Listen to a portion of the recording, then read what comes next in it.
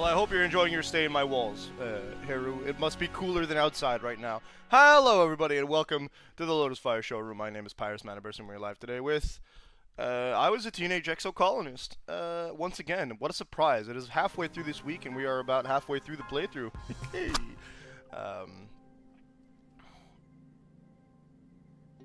I'm really hoping that the mic isn't picking up some weirdness.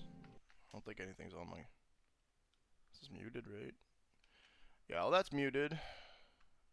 So I'm not hearing anything else, but I'm seeing like a weird, like, noise bit on not TikTok.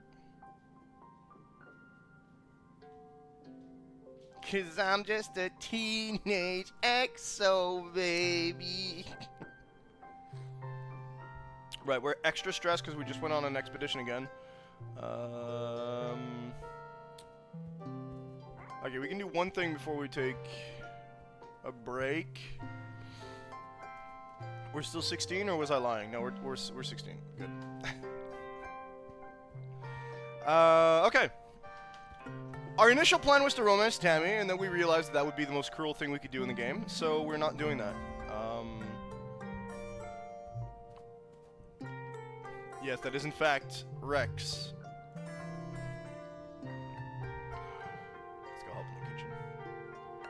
Families have private kitchens with their own culinary nanoprinters, but everyone is sick of eating the bland, oddly textured food that comes out of them. Eating real food in the canteen, food that someone made with their own hands, is a luxury that few people take for granted. The canteen is a place of joy around mealtimes, even if you've only managed to make a simple stew. Plus, the machines were meant to cook forever, weren't meant to last forever. The colony needs to learn how to cook real food again. Okay.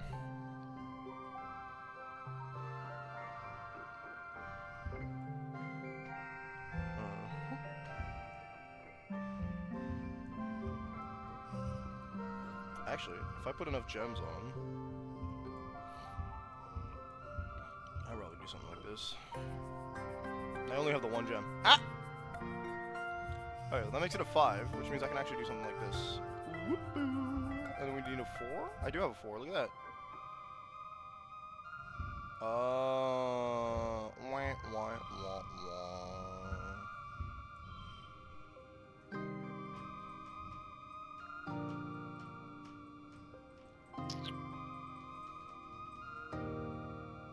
Oh, here we go.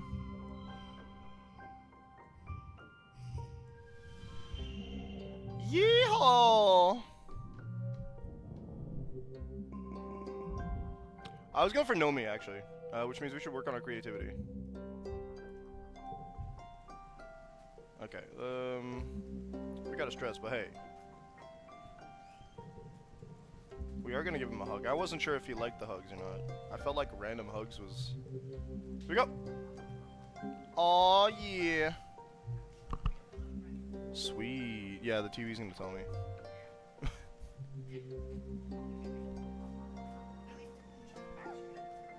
Yeah, no. Okay, fine, you're right, he's a puppy, my bad. Blobberfruit. What? Oh, I was looking for them. I thought you might have put them in the fridge. But it's hot.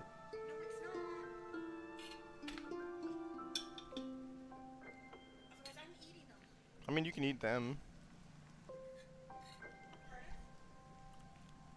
You can eat them. But then why would you threaten me with a good time? Well, I'm not really super hungry. But it's good. Leave me like 1 or 2, I guess. Out on a plate or something, if you want.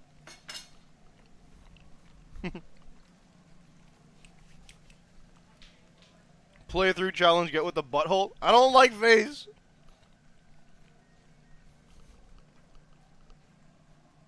I could also get with, I could be the butthole if I get with Tammy, but I don't want to do that.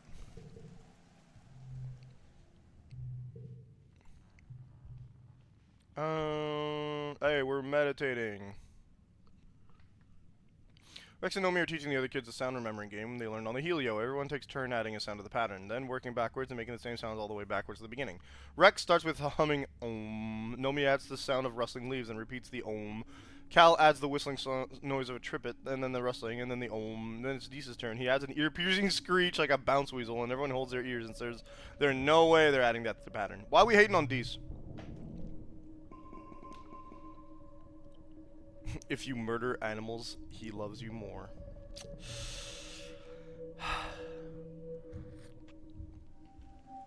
Truly, truly awful. Okay, where's Nomi? I can give them a rock or something.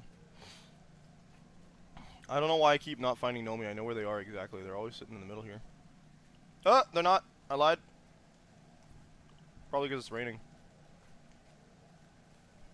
Everyone hating on these nets.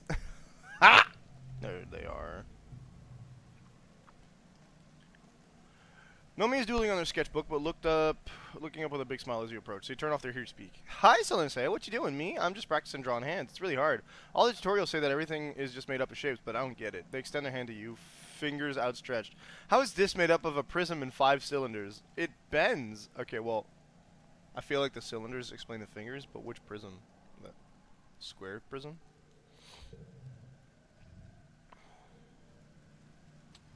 They're like this, and I have nothing else to do with that, so.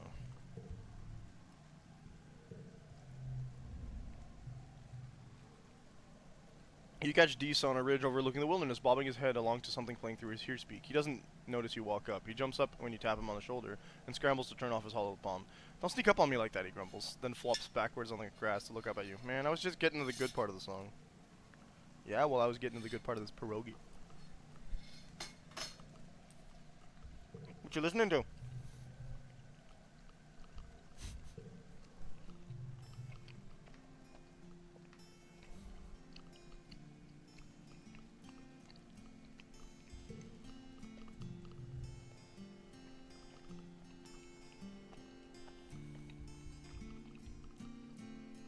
Didn't we already state that we only had Earth music or sea shanties? Yo, wait, is this the ending song?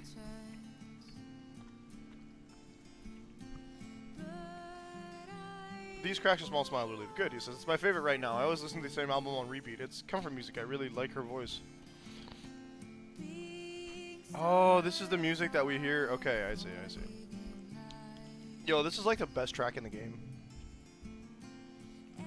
Short verses version of The Child You Were. Okay.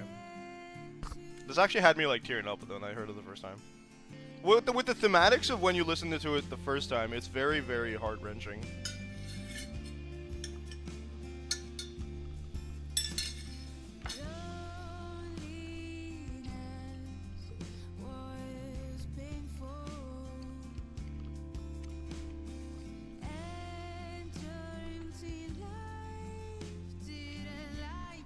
No!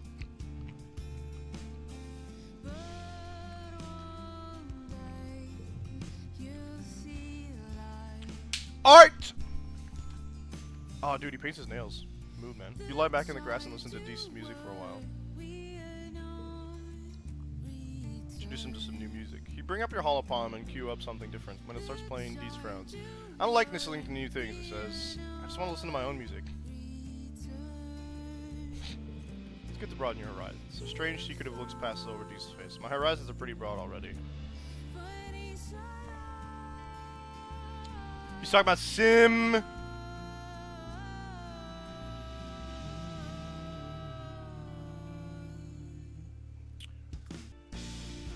we're gonna go. That's boring. Sorry. Told you I don't care. Oh, I'm sorry, Dis.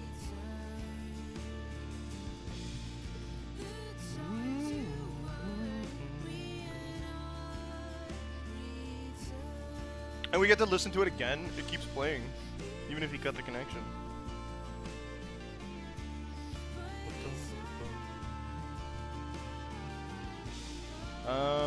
Okay, so we want to level up our creativity, which I have no idea how to do. Kitchen, maybe? Yeah, kitchen. You arrived at your shift to find Aunt Anne has assembled all of the kitchen staff together. Did you miss a memo? Tammy catches your eye and waves nervously. She doesn't seem to know what's going on either. Anne gestures into the group. She looks excited. I have a challenge for you all today, she says. We have a new special ingredient, and I need you to come up with as many ways to cook it as you can. She takes a big bite of a bell pepper and munches pridefully. You're the best cooks this kitchen has ever produced, and I know you'll manifest great things with this ingredient. Aunt Anne unveils the box sitting next to her, beside her on the prep counter. The day's special ingredient is snap bladders. What, seriously? Anne laughs at your dismayed faces. I know, she says. I've been trying to figure out how to make these edible for years. The hunters keep coming back with them, and they've been cleared for human consumption, but ugh. You could also get a photo phoner, and then you get the option to play that for creativity. Hell yeah. The smell, the rubbery texture, it'll take true culinary genius to prepare these in a way that makes people want to eat them. I want you to in 2 teams, each working on creativity, creating your own dishes that showcase the beauty and utility of this overlooked resource. Selena say, I want you heading one team. Tammy, you take the other. Anne spreads her hands. Allez, cuisiner, I think she means, instead of allez cuisine, which is just go kitchen. You stare at her blankly and she laughs. That means go on now, get. The kitchen explodes into movement. You set your sous chefs various tasks, but what will you choose as your main dish using the special ingredient snap bladder? We're now in MasterChef. I'm gonna go with curry. Yes. Drawing on a fusion of cultures and using plenty of spice to overwhelm the snap bladder's natural yuckiness. An inspired choice, but will your cuisine reign supreme? Well, you get 3 bonus pairs and a big old bonus to it's not the worst, but it's not the best we've had. Yeah. Okay, 6. Make it 8. Ooh.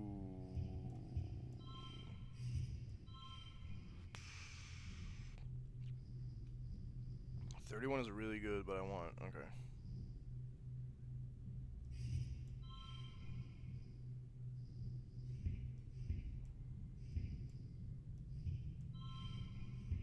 Looks like we're taking a 31. Oh, it's because we can make this better if we had other... And he's really high. It's not like a... Okay, we're not going to do that. We're going to do 8. Maybe... Yeah, we're going to go for the 30. Because now this is 8, right? Unless I put that in, but I don't want to do that, so... Iron Chef. The host was shouted to start the competition. The 8 is an 8 in the last position.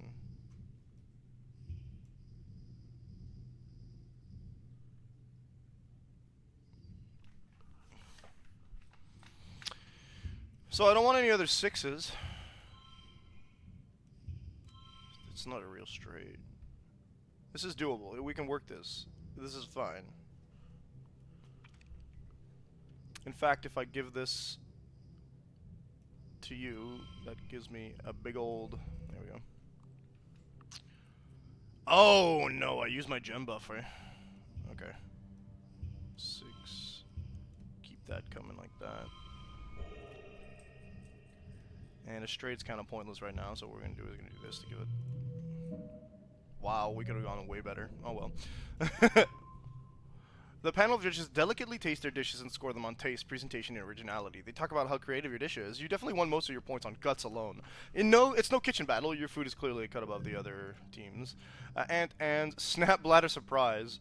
Whoa, this art is quite different from the other arts we've seen. Cool. Wild value. Oh my god. And it gives 8 points. And places her hands on your shoulders and beams proudly at you. Congratulations, Selensea. You are Vertumna's ultimate chef. Turns out snap bladders are edible. You start seeing them on the menu thanks to your effort, and we get more money from cooking. Let's go. 100 creativity. That does not give us the buff, though.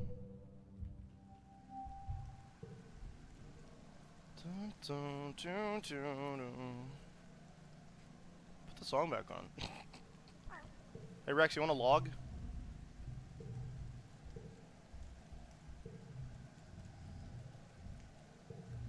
It's my last one. Enjoy.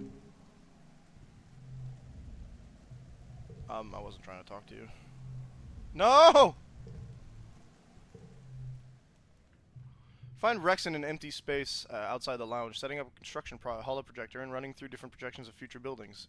Taking notes on each, he looks up from his holopon as you approach and bursts in a huge smile. Well, hey, Selena, what's going on? Rex just gets thumb out his chest. You're looking at the newest member of the colony construction crew. I'm surveying the colony for places to build new private family quarters. People are gonna want to raise families soon. Isn't that real? Why construction crew? What's not to like? I get to be outside almost all day. I get to make something great. And hey, he leans in conspiratorially. Have you seen the boss on the rest of the construction crew? Woo! Oh, Rex, you dog. Besides, it continues. I think I kind of got an idea of what I want to contribute to the colony. I just want to build a bar, a real one, not just a canteen. Nice decor, a space for live music, cushions everywhere, fun drinks. Mars has been helping me with the details. He sighs dreamily. Can you imagine a place where the whole point is just to relax and be with your friends? I think so too, he says. We people need leisure time. We need to connect with other humans. We're social creatures. We need our packs. All I want to do is help people connect with each other, you know? I love building things. I love cooking things. I love making people happy. Come together to create something. Coming together to create something is why we're alive, he gestures around. And I don't mean buildings. I mean, they're all right. But what I'm really into is everything that goes into making a building. It's more than just walls and a ceiling. It's an agreement between people who... that we're going to form a society. That we're going to cooperate to make something bigger than ourselves. And we're going to meet there in peace. Rex's hug. Oh, wow, nice.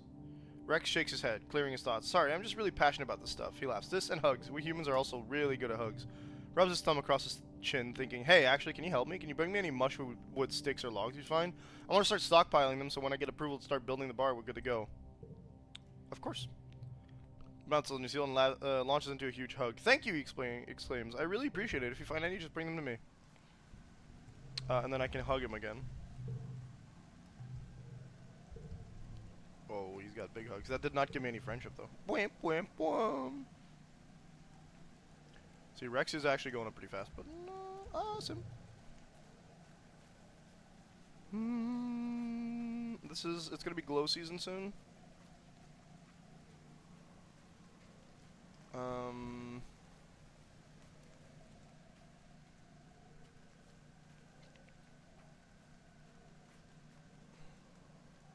Once the season makes sense, yeah. There you go.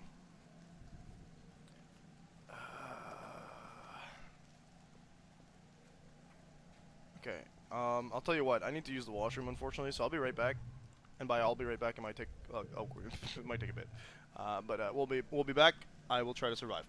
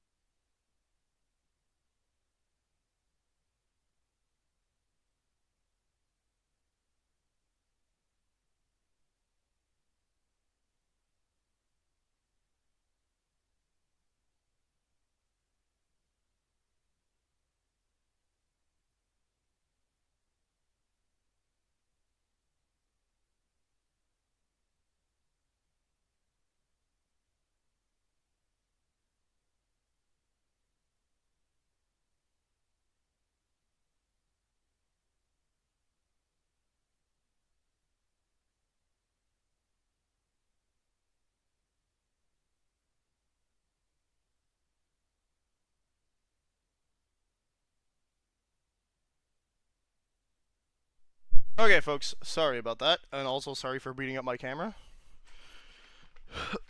You know the rules when nature calls? Okay, where were we going? I think we're gonna go on another No, it's glow season. I don't want to have my stress. Maybe not super up. Let's go kitchen help. You're about to leave when Aunt Anne calls you over. She's covered from hips to shoulders in taro flour, mixing bread dough to proof overnight and bake tomorrow morning before the breakfast service.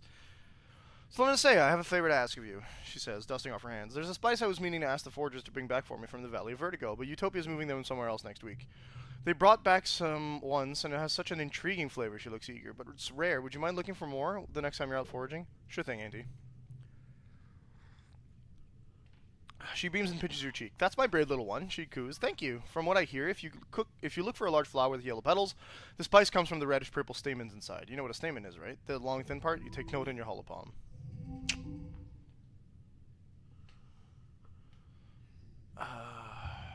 Eight.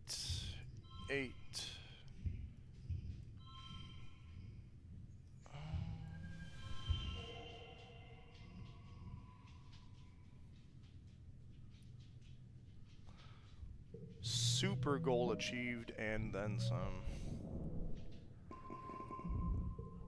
Alright, maxed out creativity. It's now sad boy glow season. Gifts every month instead of once a season. Oh boy! Nomi!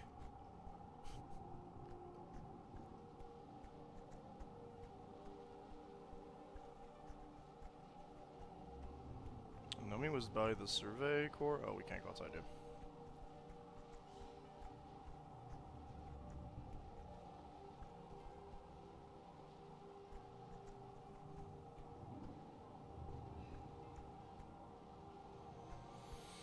Cal. Parents. Tang. I don't think we're gonna get Nomi. Oh, there's these.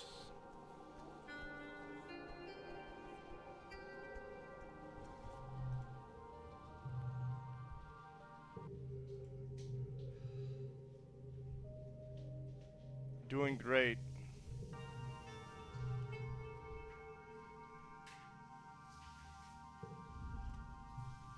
Scrolling through a holo novel behind the desk when Tangent comes in. She pauses and looks uncomfortable when she sees you and Mars looking at her and quickly disappears at the shelves. You and Mars shrug.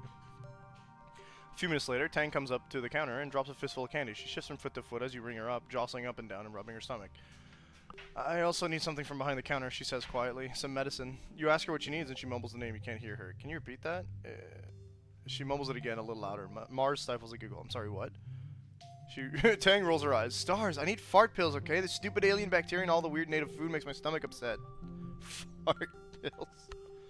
OMG, you have blue gut? Really? Tang the Perfect has blue farts? Tang crosses her arms and looks miserable. You give Mars a questioning look. Blue gut, Mars says, you know, when you keep farting and farting all this, like, blue dusty stuff. Mars leans over the counter, get a better look at Tang's backside. Ooh, no, she says dramatically. White was not the best color to wear today, Tangent. Your butt's as blue as Selenesea's hair. Mars cackles as Tang anxiously cranes her neck to look at her rear. Liar, Tang mumbles, not meeting her eyes. Just give me the pills, please. I don't want to talk about my stupid body. That's a mood. Be sensitive. Oh, you let Tangent know that you're very sorry this is happening to her. Blue Gut is uncomfortable to condition. You tell her, but it doesn't make her a bad person. You Yikes. Yeah, you didn't need to say that. You let her know that if there's anything you can do to help, you'll be there, because that's what friends are for. This approach seems to make Tang even more miserable. She takes her order and rushes out the depot as soon as you're done. Tang doesn't like getting coddled.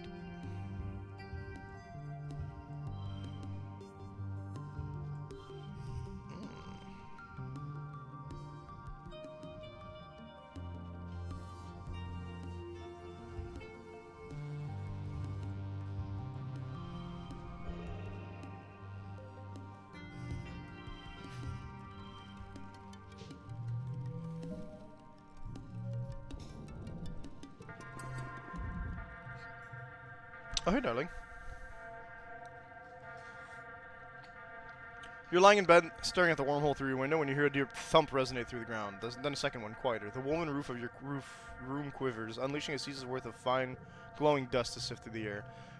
Through your open window, you hear voices sounding the alarm. The annual offensive is here, and the leading charge are two massive faceless. I have the bravery to hide. I want the heroic buff. And what's this? You grab a plas rifle. Oh, I didn't realize I'd be fighting though. Keep the line, bring them closer, draw them in. Oh yeah, Lum's being a dingus. We're going to fight them on our territory, Lum cries, raising his plas rifle over his head with one hand.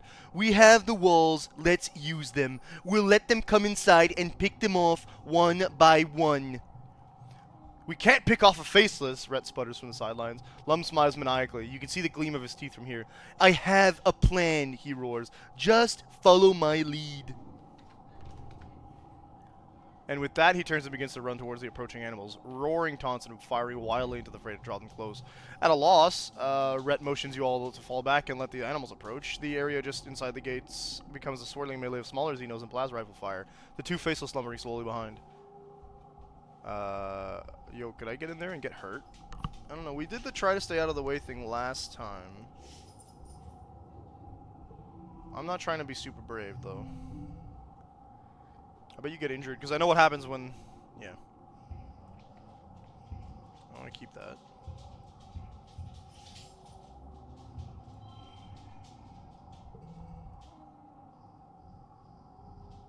Still have a 0?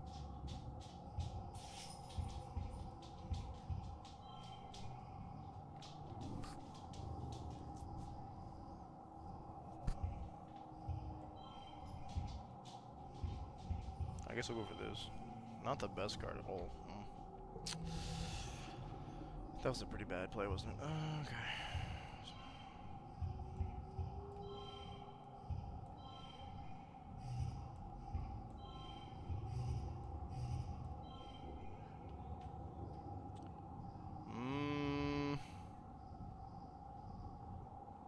We gotta organize this a bit better here.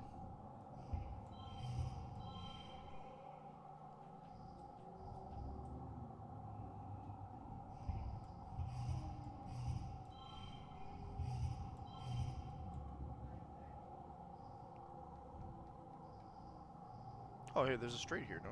3, 4, 5. I don't know why it's not giving the points. Yeah. Yeah. We still don't have... Okay.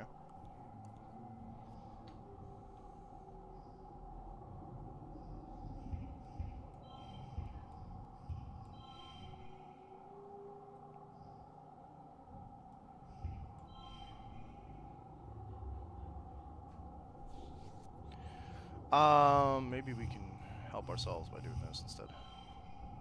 There we go.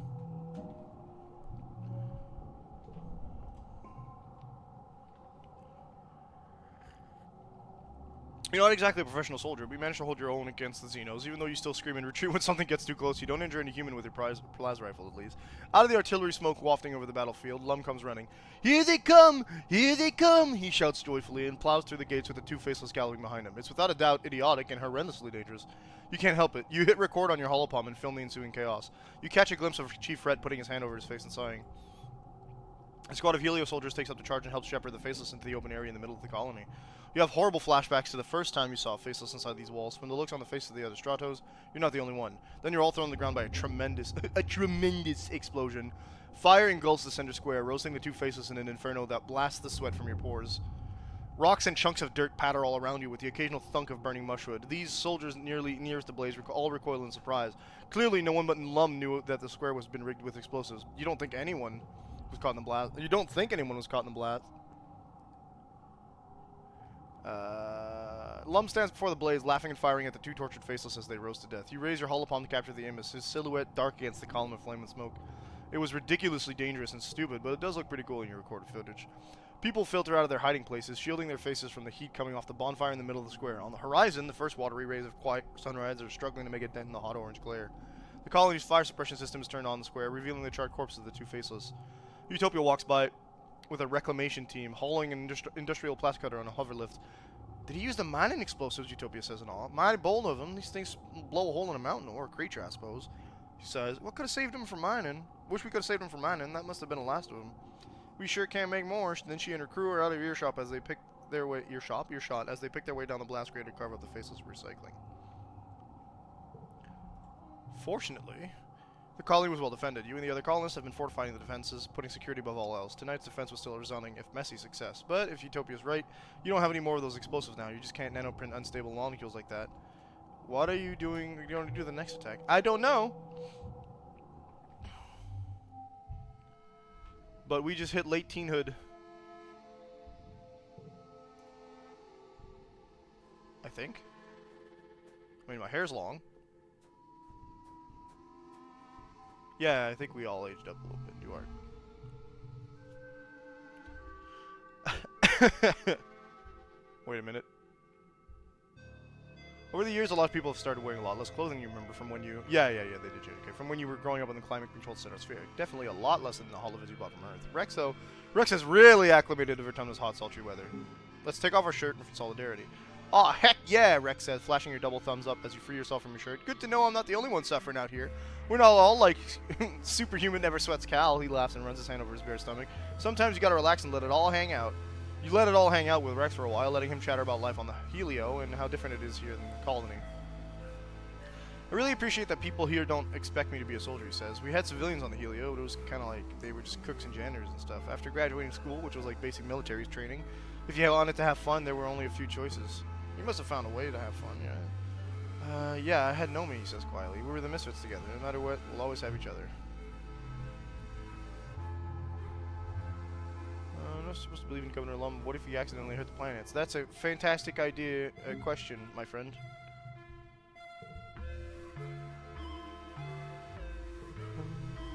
They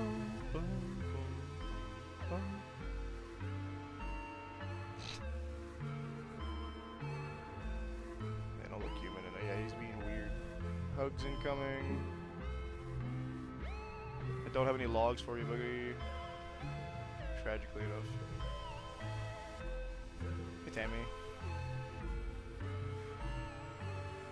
Tammy stands on the stoop of the lounge, wrapped in a heavy shawl, looking off in the distance. Do you ever feel like you're just waiting? I feel like I'm waiting, but I don't know what for. Have some cake.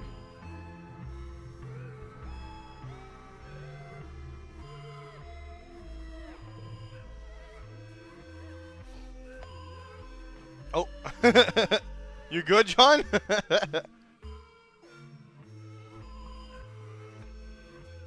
Oh, because I took my shirt off.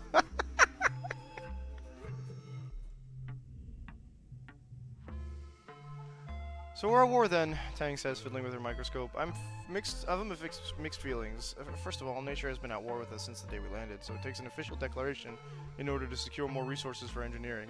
I accept it. Welcome to the good fight, administration. She pulls back from the microscope and blinks, rubbing her eyes. On the other hand, it's ridiculous to declare war on an intangible enemy. One may as well declare war on aging. You know, Percy Jackson did that in the newest novel. Ah! I knew I forgot something. Thank you, John. Hey, do you want cake? Takes the cake, immediately sits it down on a side counter far away from the specimens. What are you doing bringing food into a clean room? She chastises you. I don't really like desserts, but thank you, I suppose. I'll find something to do with this.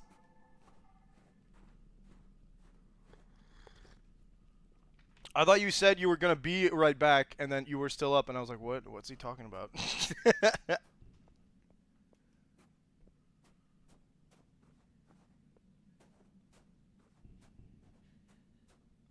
Oh my goodness. 3/4 way through the game and my parents are still alive. What a day. We're gonna go relax in the park. You play with your hop solo while you hang out in the gardens. They're pretty well behaved, never straying too far into the underbrush and always coming back when you call their name. Another hop shyly approaches out of the long grass. Your hop goes totally still, then lets out a happy chitter and bounces off to greet the stranger. They touch noses, then hop around each other twice. They disappear for a few minutes into the underbrush, long enough that you begin to get concerned. Finally, Hop Solo bounces back to you and nuzzles against your leg. They want to be picked up and cuddled, so you pop them underneath your shirt and carry them like a baby the rest of the way. I'll keep these babies. It's your 17th birthday, but it's not just your birthday. Quiet is a time of new growth, a celebration of life and hope, not just for this year, but for humanity's presence on Vertumna for years to come. You and your friends are the symbol of that hope. Quite literally, you are the future of humanity. As you're beginning to take places as adults on the colony, the council has decided to throw a party in your honor. The Vertumnan Youth Ball. Mars is organizing it, of course. You get an embossed invitation on real paper slipped under your door. It's time for party. Dancing's for dweebs, actually. I want rebellion. You ignore your invitation by evening. Literally everyone you know pings your holopalm to wish you happy birthday and ask where you are. Even Tangent is at the dance. You'll never live it down if you don't go. So you sigh and drag your feet over to the lounge, arriving fashionably late.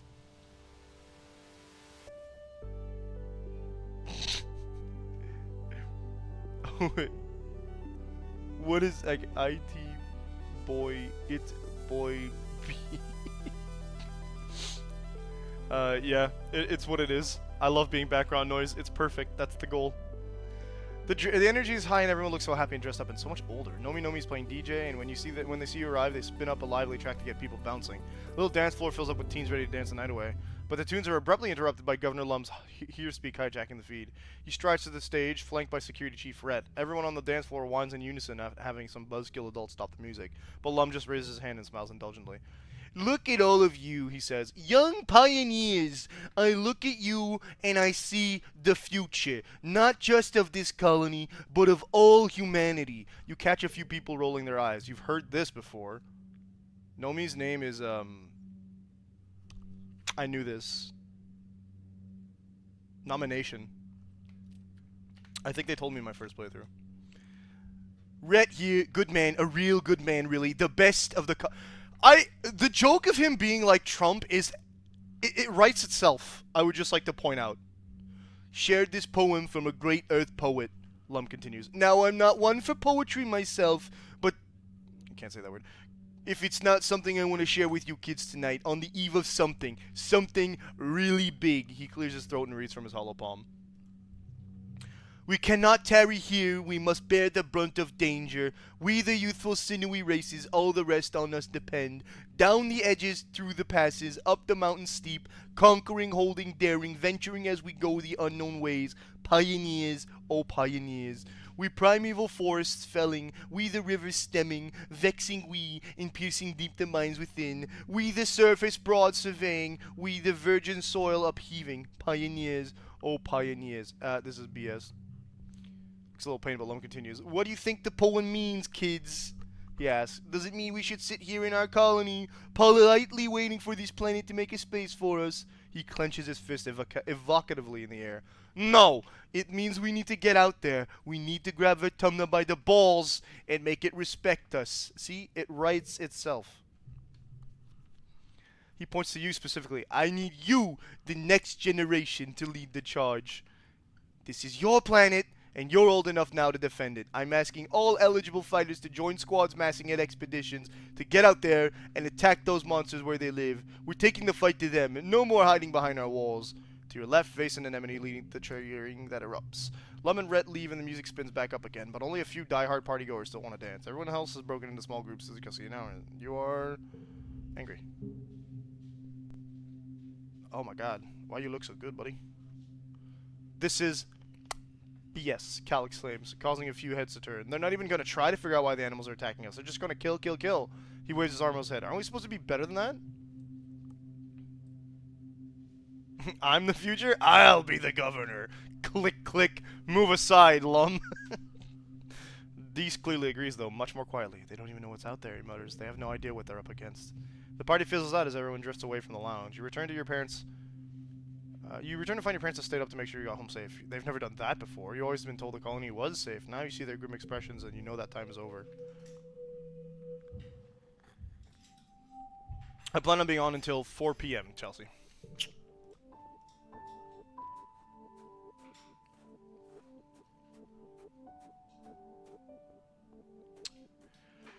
I haven't seen... I clicked on Nomi, but... I didn't register their, like, physical changes. They didn't change much. They're drawing a whole page dedicated to native Vertumnan plants.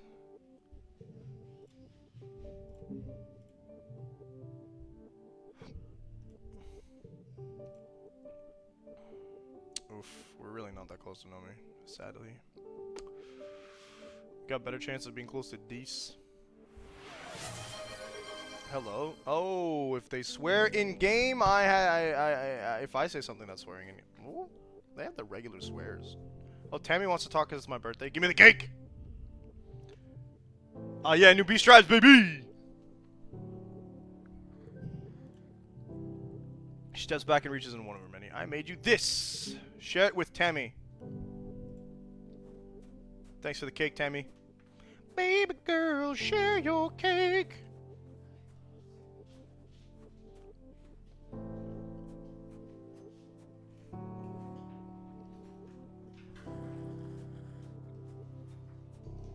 Okay. I'm not seeing any other little events. Maybe we could talk to our parents since, you know, they've never made it this far. Right, okay. Father. I also don't care much for the war, Father. Okay, I guess we're gonna go survey. Mainly because I think that that's gonna be the proper thing to do at this point. I don't know how to increase colony defense, I think, and that's what's stressing me out. I want the colony defense upwards of 10. You know what? Win what? Uh-oh, wait, I think Ada's maybe losing it a little bit. You report to the expedition's tent not to find just Utopia, but Security Chief Rhett and Vase as well. I just can't spare any more of my people, Utopia's explaining to them. You've already pulled almost all the foragers, and we're already running skint crews on the ridges as it is. There's one person you can spare, Rhett replies, turning to face you. Hello, Solenasea. How'd you like to transfer to one of my hunting parties? Utopia tells me you're one of the best explorers. We could use someone like you. He indicates Vase. I need someone who can keep up with this one. Vase puffs his chest out.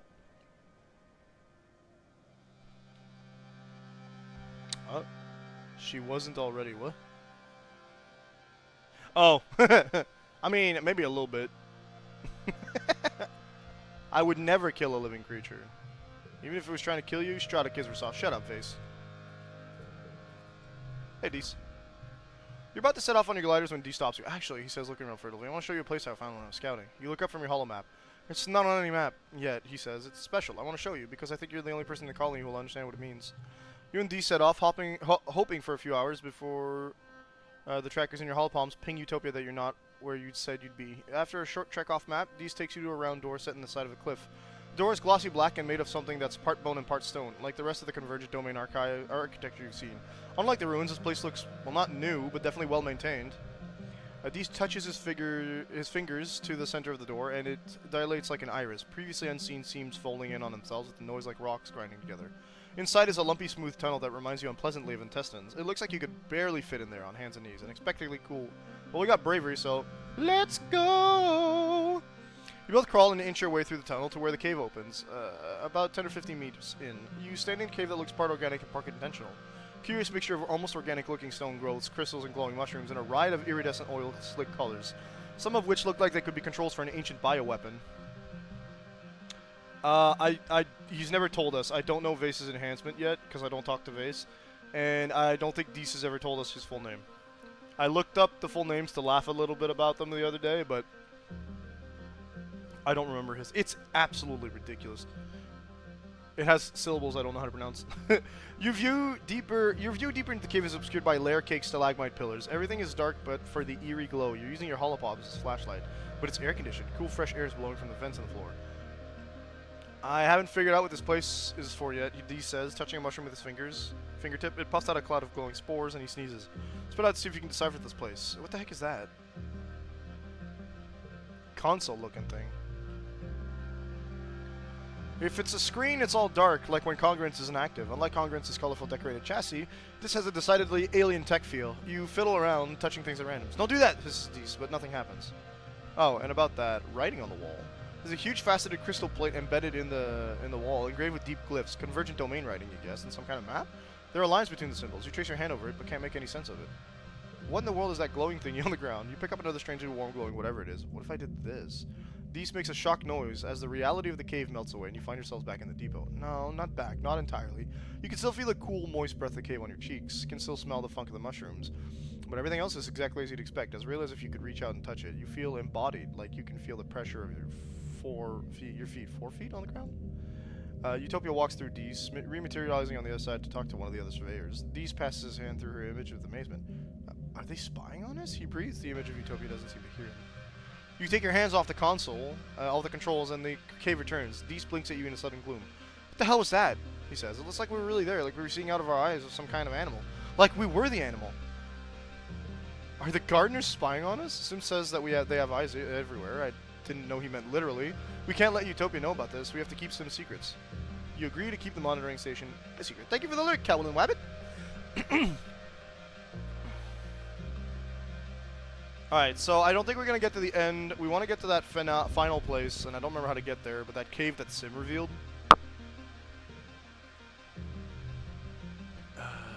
Search for water. We can find our water and save our stress, so...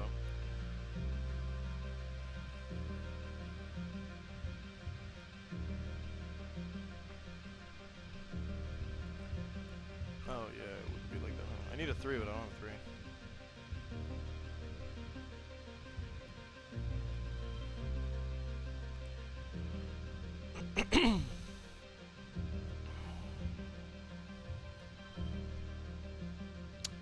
Yeah, this is gonna be doo-doo butt cheeks, isn't it? Okay.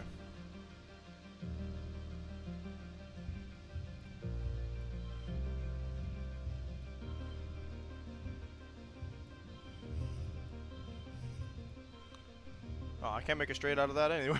What am I doing? Okay. 29 is attainable, especially with a hand like this. So, 7. If I could get a 6, that'd be cool. I got a 6 here. I could get a 5, that'd be cool.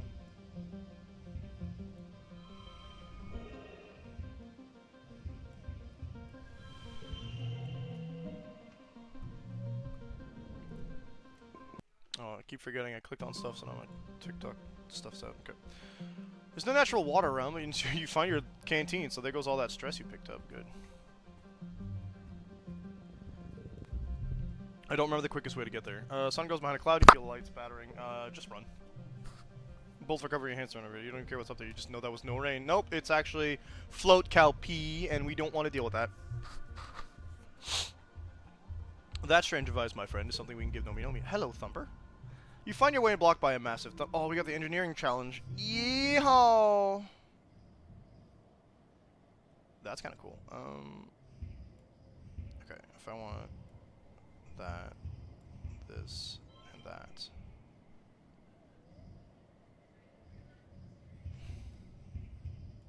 We go 16 versus actually 16. Okay.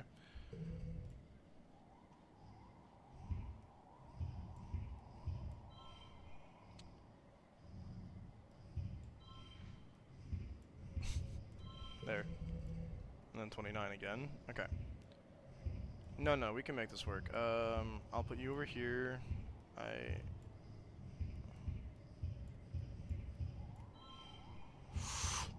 It's not the best.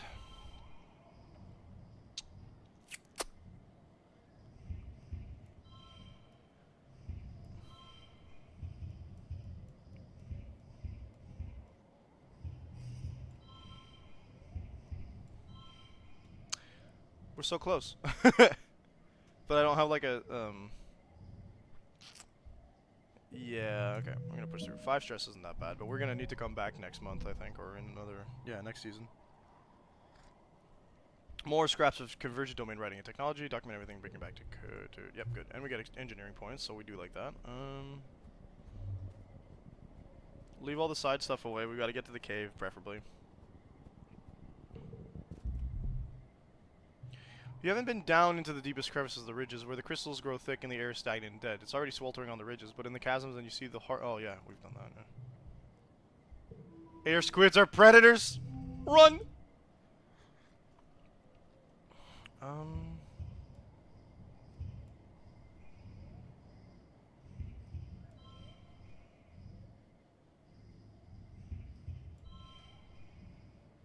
Can I get? Sure, let's go with that. Nice. 5, 5, 4, and then 3. Gives us the straight. That's very good. 22 is incredibly doable. Value is wild is pretty kicking. 'Cause that gives us a. Oh baby, what is this? It's a straight and it's a 3 of a kind, which is oxymoronic to be fair. But hey, thank you wildcards. Let's go.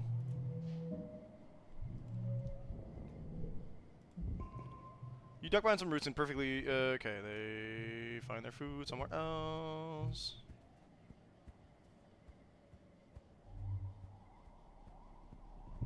Hello.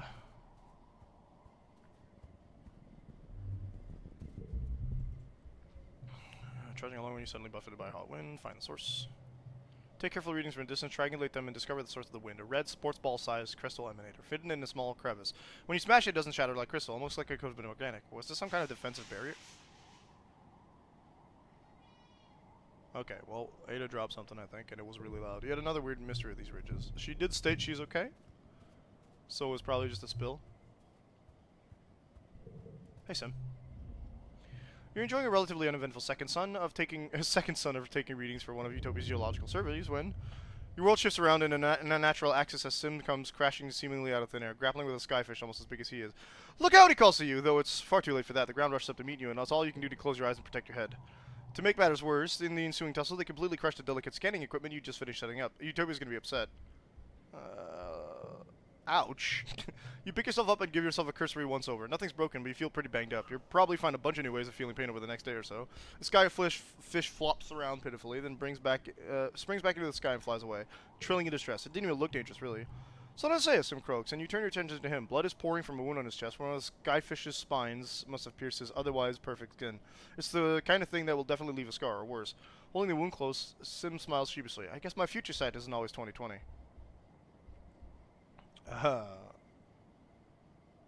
There is an ad, yes. Are you gonna be okay? He waves dismissively with a hand that's not holding his ding-dang chest together. "'Tis but a flesh wound," he says, then smiles. "Did I say it right? It's from one of your Earth movies. I quite liked it." No way, he just quoted Monty Python. Incredible. Though we did cuss in game, which, considering this game doesn't have any new language that I have to worry about. Oh yeah, we got 2 whole points. He and I are similarly difficult to kill completely. He grins. "You think it's just a coincidence that I'm always there at exactly the right time to save you? All right. At night when I'm asleep," he corrects himself. "I sometimes see visions of things that are going to happen, or at least that could happen. My dreams aren't always true," Sim says, wincing as he applies pressure to the wound. "The paths branch and converge. Time is more like a web than a line, but always in the center. There's you." All right, I gotta give him the flirt. "I'm flattered, Sugarbug. I didn't know you think of me that way. I can't tell you how this future sight works." Sim continues. "To be honest, I don't even know, but if you're curious," he clearly grappling with something, not just a sluggishly bleeding wound in his chest. His voice drops. "You might look for answers under the light of the wormhole and glow." Whoa, you press him for more, but he begs you simply leave him there. Are you telling me to come outside during glow? 'Cause I'll do it. You're getting ready to leave your quarters one day when you're stopped by your mom, who hasn't left for work yet. She's always been an early riser. Okay, we have to talk? Sure, what up? You sit across from your mother. She stares at you down, just looking. She stares you down, just looking. Right into your soul like she's counting up every bad thing you've ever done. "I don't think you appreciate how much I know about you," she says finally. "With the amount of freedom kids have, you forget that you're being watched. I don't like what I'm seeing." Oof. "And your attitude," she spits, "is absolutely atrocious. I know you're a teenager, you're supposed to push boundaries, but this is ridiculous. You're ridiculous. Listen, just because I don't want to fight the war, doesn't mean you get the crap on me." "No, you're ridiculous." "Yeah, I saved your life." She bangs her fist on the table for emphasis. "This isn't some hollow-fit high school drama, Solomisea. This is real life. Life or death. Do you get what I'm saying? We're the only humans here. If you don't fight for our survival with everything we have, there won't be another colony ship falling out of the sky to save us." Alright, she would be okay. "You have to learn how to fit in," she says quieter. "You're part of a larger community, an ecosystem. You're supposed to be learning that, but you're running out of time. Soon you'll be an adult. People will need to rely on you." "You're putting too much pressure on me." "Am I?" your mom says, tilting her head. Her gaze goes somber and distant. "When I was just a little older than you are now, I was fighting a war against the people of Earth. First they ignored us, then they mocked us, then they attacked us." She pats her prosthetic leg. "And then we won, all so we could give you the chance to grow up here. Don't disrespect me by wasting it." Oh, she's pulling the veteran card? "Mom, I liked you before this. What are you doing?" Your mom reaches out and pats her head patronizingly. "I remember being your age, full of anger, ready to fight anyone who told me what to do. I wish someone had told me that I deserved better. I wish..." Shake your head. "You can do better than this, Solomisea," she says solemnly. "You just have to apply yourself and listen to your elders. This colony needs you to be a part of it, and that's why you were born." For a literal rebel fighter, your mom has a strange relationship to authority. You'd think she'd understand what it means to want freedom above all else. She's such a hypocrite. You're sick of people telling you what to do, thinking they know what's best for you. High rebellion. Yeehaw! Yeah, we're at 85. They don't know what it's like to grow up on an alien planet. They don't know what it's like to have all these weird thoughts and dreams. So I feel like rebellion isn't inherently a bad thing in this game. We do need to go rest. So we're going to go relax in the park because we might be able to upgrade Hop Solo and another 2 relaxation bits. Your mom is tending to her garden as you relax nearby. You're both happy to leave each other alone, but you can hear her muttering to herself as she pulls weeds. Every day, she grumbles. You think I was never here at all, with how some of these weeds grow. I thought that bringing only nice plants would mean we wouldn't have to weed as much, but these vertumnant plants, they're unstoppable. She pulls hard on one weed, which turns out to be a huge creeping vine that yanks out a few flowers. Ah, I just want one place on this planet that's ours. Let's help her pull weeds. You get down there and help your mom pull weeds for the better part of the afternoon. Surprisingly hard work. By the end, your back and shoulders are aching and the palms on your hands are on fire. Your mom dumps a huge armful of weeds into a wheelbarrow. They go all the way to the edge of the colony, she says wearily. Whatever plant these roots belong to, they're invading my garden. She turns towards the walls and yells, "You stupid pink bastards! Stay out there where you belong."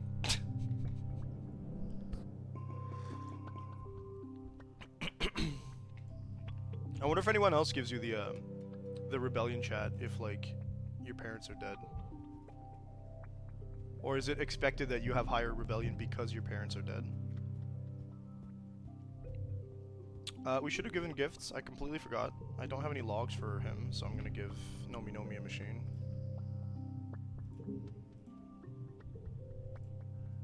Oh yeah, friendship level. Nomi's camped out in the lounge, their holopad screen spread out before them like a drawing table. In another screen, there's a collection of photos of a manticore. Nomi looks between the two screens, their brow furrowed in concentration, as they scribble directly onto the screen with a stylus. What are you doing? Well, Nomi replies thoughtfully, I wanted to write and illustrate a story about aliens, like in Turbo Girl Hyperjet Transform, except using the Xenos here on Vertumna, like manticores and faceless and stuff, but they can talk, and instead of attacking the colony, they help people instead. That sounds cool. Thanks, Nomi chirps, scribbling happily in their drawing. I got the idea from the second Turbo Girl Hyperjet OVA, you know, the one where the Medusa demons show up and defeat, and the aliens and Turbo Girls have to band together to defeat their common enemy. I remember that part. Yeah, sure. Nomi looks up that you would start. Oh, they exclaim. That reminds me, so I'm trying to brush up on my Xeno anatomy, and I'm totally fine with writing, but they blow out a big breath, ruffling their bangs. I kinda haven't been here that long enough to make sure it feels right, you know? To make it go pop, and I want to make sure I'm being, you know, sensitive about stuff I don't know a lot about. Oh, hell yeah, we love that. So I was wondering, could you help me with some of the world building? Is that empathy? Creativity. I'd love to. You spend an enjoyable afternoon helping Nomi with their story. When you're done, they give you a big hug and thank you profusely. You feel really proud of what you've accomplished. So that was our first or second friendship event. That's probably the second. First, I mean. 23. Oh, hello, Crystal? Crystals, of course!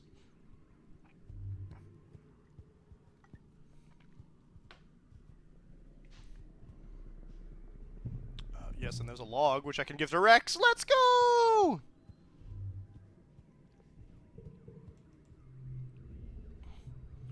We wanna give him a bar.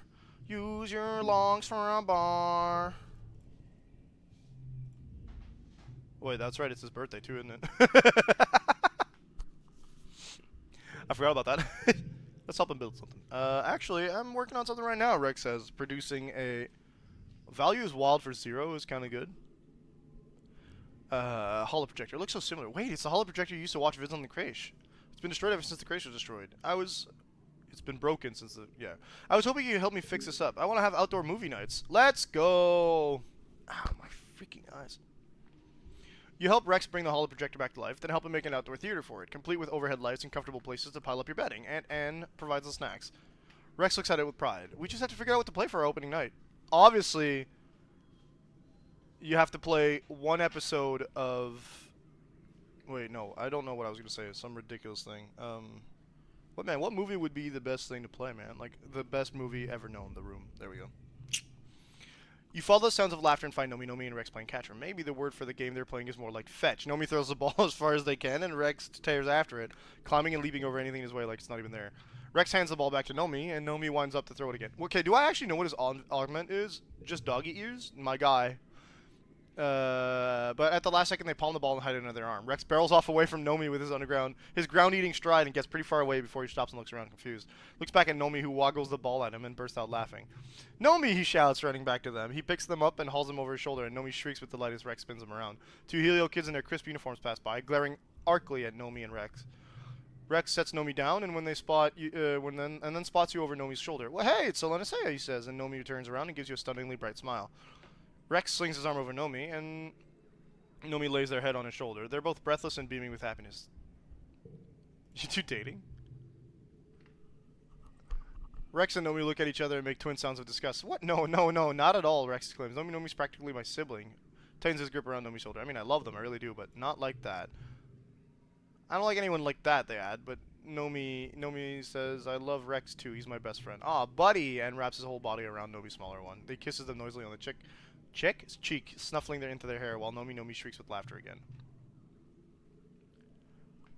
We were always the odd ones out on the heliopause, Rex says. People thought we were weird, you know? You probably don't see it because everyone is so awesome here, but compared to the rest of those smug, boring jerks, we really stuck out. I mean, yeah, obviously. But I'd rather be different than be like them. He looks down at Nomi, who beams up at him, and I gotta be different with my best friend, which was awesome. We just hung out together and had our own fun while everyone else trained to be proper little soldiers, right, Nomi? Like facing all his cronies, they say quietly. It wasn't all fun and games. I guess they were bullied. Rex shushes Nomi and strokes his hand through their hair. I know, he says, but that's in the past. We don't have to grow up to be soldiers. We're here now, and there's so many more people to be friends with. He shoots you a smile like Selena. Say, yeah, maybe more than friends. Nope, not with Nomi, apparently. Grimaces makes a yuck noise into Rick's shoulder, but...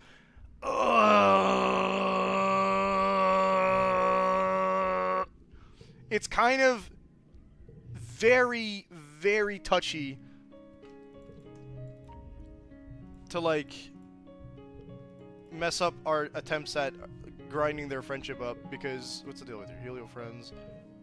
They're not friends. Nobody grows.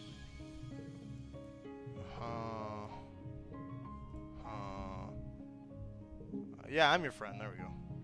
That gives us both, yes. Rex smiles and holds his other arm out to you. Group hug. Yeah, Nomi's no snot. Good, we got all the group hugs. But I'm trying to give you a log, homie. No, wait, I already did that. I lied. Oh, but I could give him a hug, though. There you go, buddy.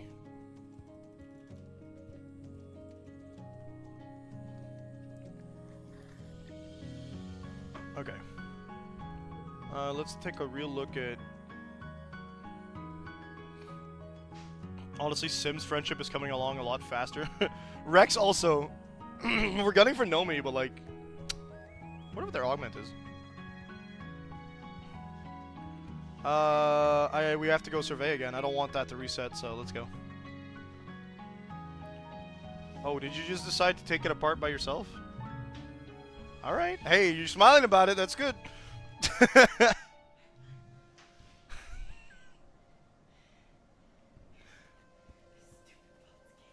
She's definitely losing it. Huh? Nothing? I said you're definitely losing it.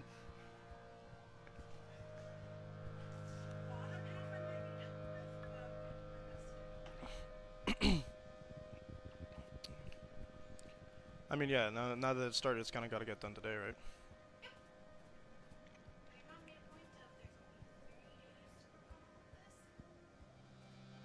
Because I'm on vacation?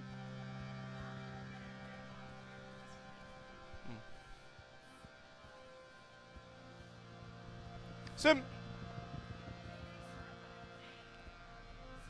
There it is. Oh. This is not what I'm looking for. Pingus. Do I have a map?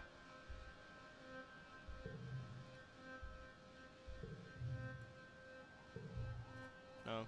I really wish I did, because I don't remember where the cave is.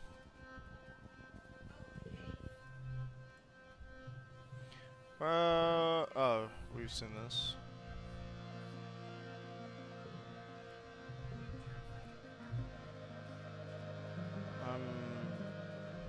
Not this. No, it'll more likely be an exclamation point event. Hello.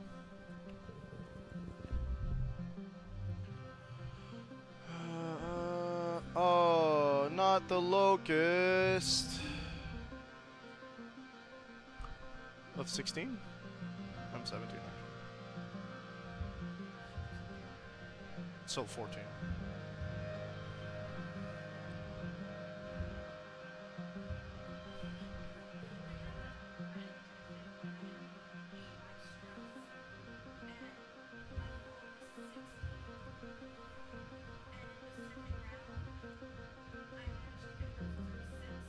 Yeah. 5. I wish I had yellow here.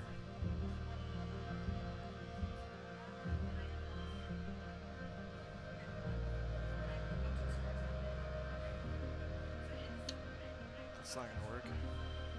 Yeah, that just means you didn't get the best result possible.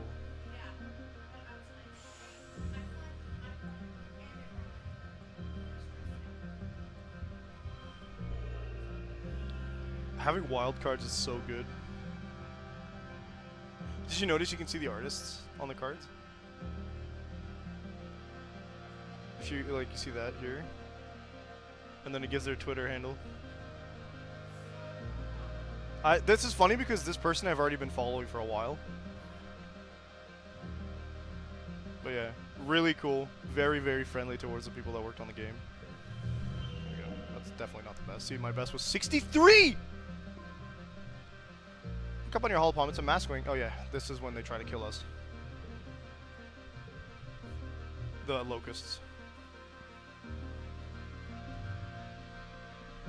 Okay, this is looking rocky enough. Hello. Oh yes, good. No.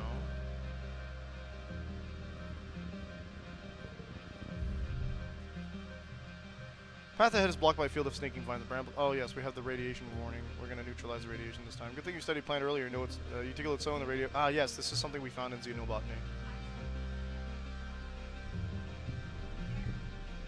There we go. Right, we have to glide down to it. Okay.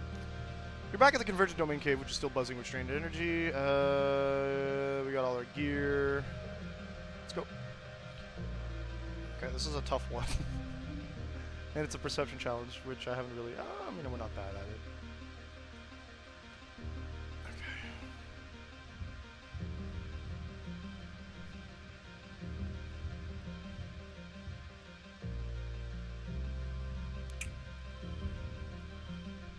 Is good. Okay, 4, 5.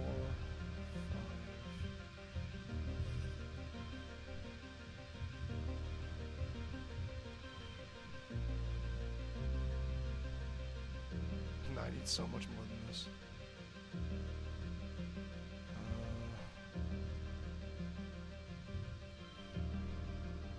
5, 5. That's better than the previous one.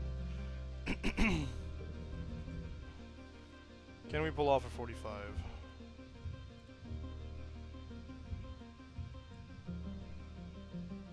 That's a good start. But it's not great.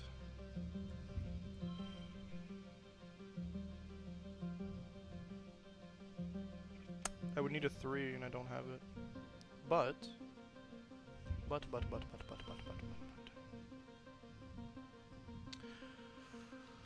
this is all a lot of bad cards. Okay. That's good.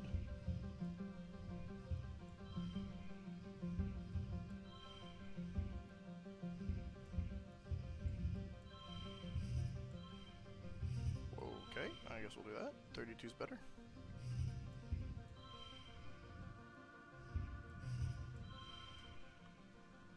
Just need to boost it a little bit. Value's wild, so that's not really a problem. Only got 1? Okay, hang on.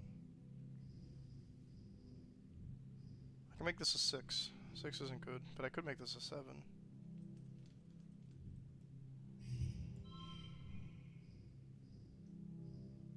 Oh yeah, that's actually a really good idea. I'll do it.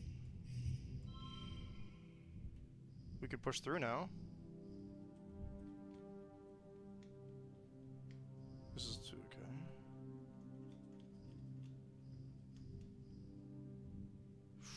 That would mess up our streak if I did that, though.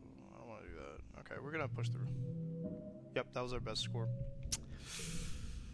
Better than nothing. You find the source of the breeze by tossing some fine sand into the air and watching which way the dust blows. It's a very tight crack. Good thing you and Deese are so small. You squeeze through and have to shimmy along on your bellies for about 10 meters, pushing your gear ahead of you. It's uncomfortable, but Deese's excitement draws you on. Past the crack, there are fewer signs of animals. The walls are smooth, grown obsidian, which has a kind of melted rainbow oil slick look. There are there are deeply carved glyphs on the walls at various intersections, like room designations or street names. You wonder, and other kinds of basins, alcoves grown into the rock, full of odd protrusions, all ancient and worn and inexplicable now. It feels homey, you come to realize. The convergent domain must have lived underground. That's why there are so few ruins on the surface. As you follow the cave complex down, it's clear this used to be a well-traveled path. Corridors branching off to other places are now blocked off, as if a big earthquake has rattled the whole area. Only this one main path is still clear. It's too convenient to be a coincidence. The floor of the cave slopes downwards like a slide, and it's quite slippery. Pay attention to your footing. Ugh, stress. You follow the cave system down, down, down, all the way to what must be the bottom of the cliffs. You have to climb down a 3-story wall in the last section, and are grateful your anti-grav belt for making it easier. You're still tired, though. You can see dim light below. Daylight? You emerge into a hidden valley, totally surrounded by tall cliffs. Did you just come down all the way? You're surrounded by the ruins of the Convergent Domain buildings, in much better condition than the windswept ones on the surface. It's perfectly still here and as quiet as space itself. What was this? Deese whispers reverentially. Some sort of converger facility? And it feels so familiar. You remember this place from your dreams and feel a throbbing sense of importance that is a bit unnerving. Something momentous happened to you here, or will happen to you someday. You poke around a little and then call Utopia and give her your coordinates. She swings down on her glider with extra ones for you and Deese tethered behind it. You're happy you won't have to climb all the way back up. She whistles. Great find, kids. This place didn't show up on any of our aerial scans. Took me a while to find a route in. Yeah, kudos. You look bushed, she says. I'll stick around and get some readings, but you head on back to the depot and get some rest. Don't worry, we aren't going to push on without you.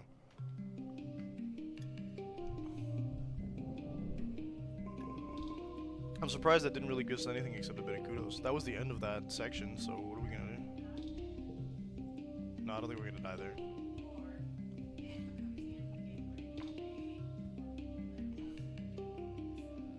New boss event there now? Okay, cool. Which means we can walk back.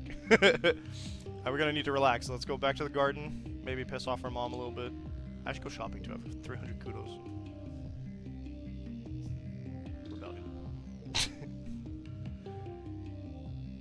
Your mother's white Astrantia flowers are flourishing in the garden, and everyone else too. You've really taken to something in the soil there. They've really taken something in the soil here. You even see them outside the walls. Something must be carrying their seeds out towards the wilderness. You could feel your hop eye starting to trust you more. They're still pretty skittish, and you don't want to see what those claws at the end of their foot can do, but they seem a little more relaxed in your presence. You're petting it when it starts to chitter at you in agitation. Whoops, what's wrong, Hop Solo? It flips over on its back and wiggles its lighter stomach for it looking impossibly soft and enticing. Do you dare, or is it a trap?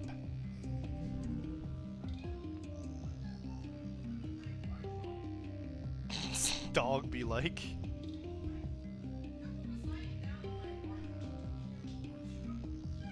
Oh, I bet I could do something goofy like this.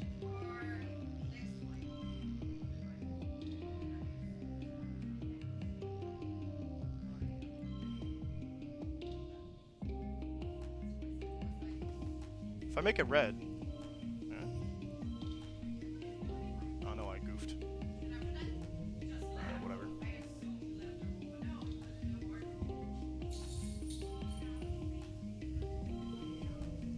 Can we do 42 in a turn? I don't know. That's a lot of 5s though. Maybe we can.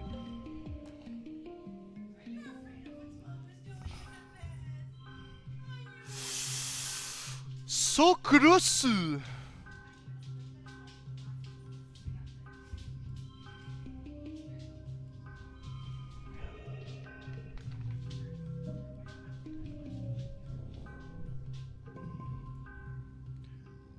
You're too smart to fall for this trick. After a few moments, Hop Solo seems to lose interest. They spot a bug circling lazily overhead and flip back over under their foot, chittering as they begin to track it with their 4 blinking eyes. The Hop Eye equipment. Gain 2 less stress. Plus 2 less stress.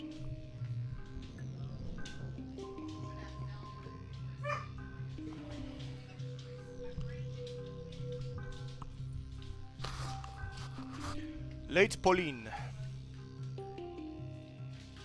What did he do this morning? Oh, outside puking is out of his control, by the way. It's not really.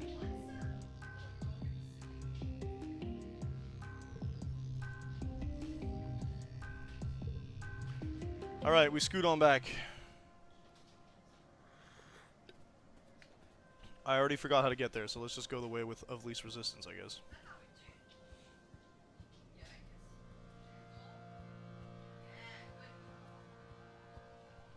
How long have we been leave? Good.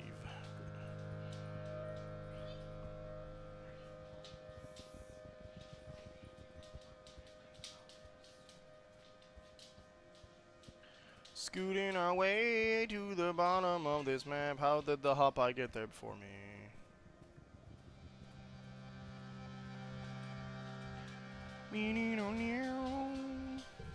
Hey, Sim. You think you see Sim running through the trees up ahead near the edges of the cliff. You call out to him, but your voice is drowned out by a screeching roar that shakes the forest. A manticore. You're feeling a remarkable lack of self-preservation today, so you holster your scanner and follow the noise through the trees. To find Sim fending off not one but 3 manticores at the edge of a cliff, his back to the fatal drop behind. He's bleeding profusely from his hairline, and his left arm hangs uselessly at his side. He doesn't even register your presence as he tries to calm the beast with soothing sounds. He's pissed off the gardeners.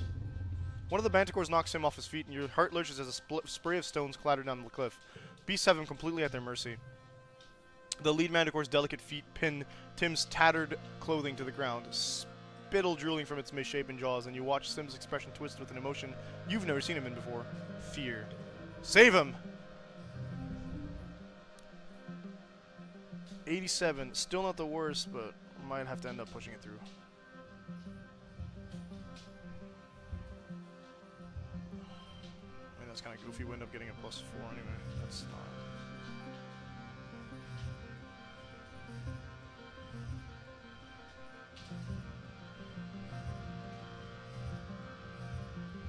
Okay, hang on. 19 seems to be the best we can get here.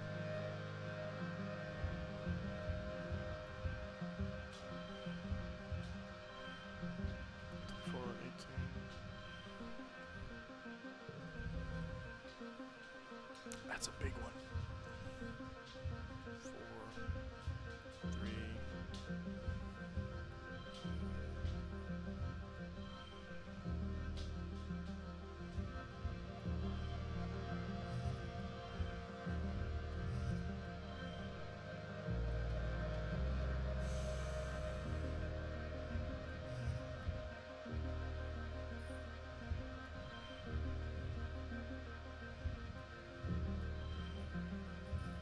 Gem. We want the gems, right? So I can actually...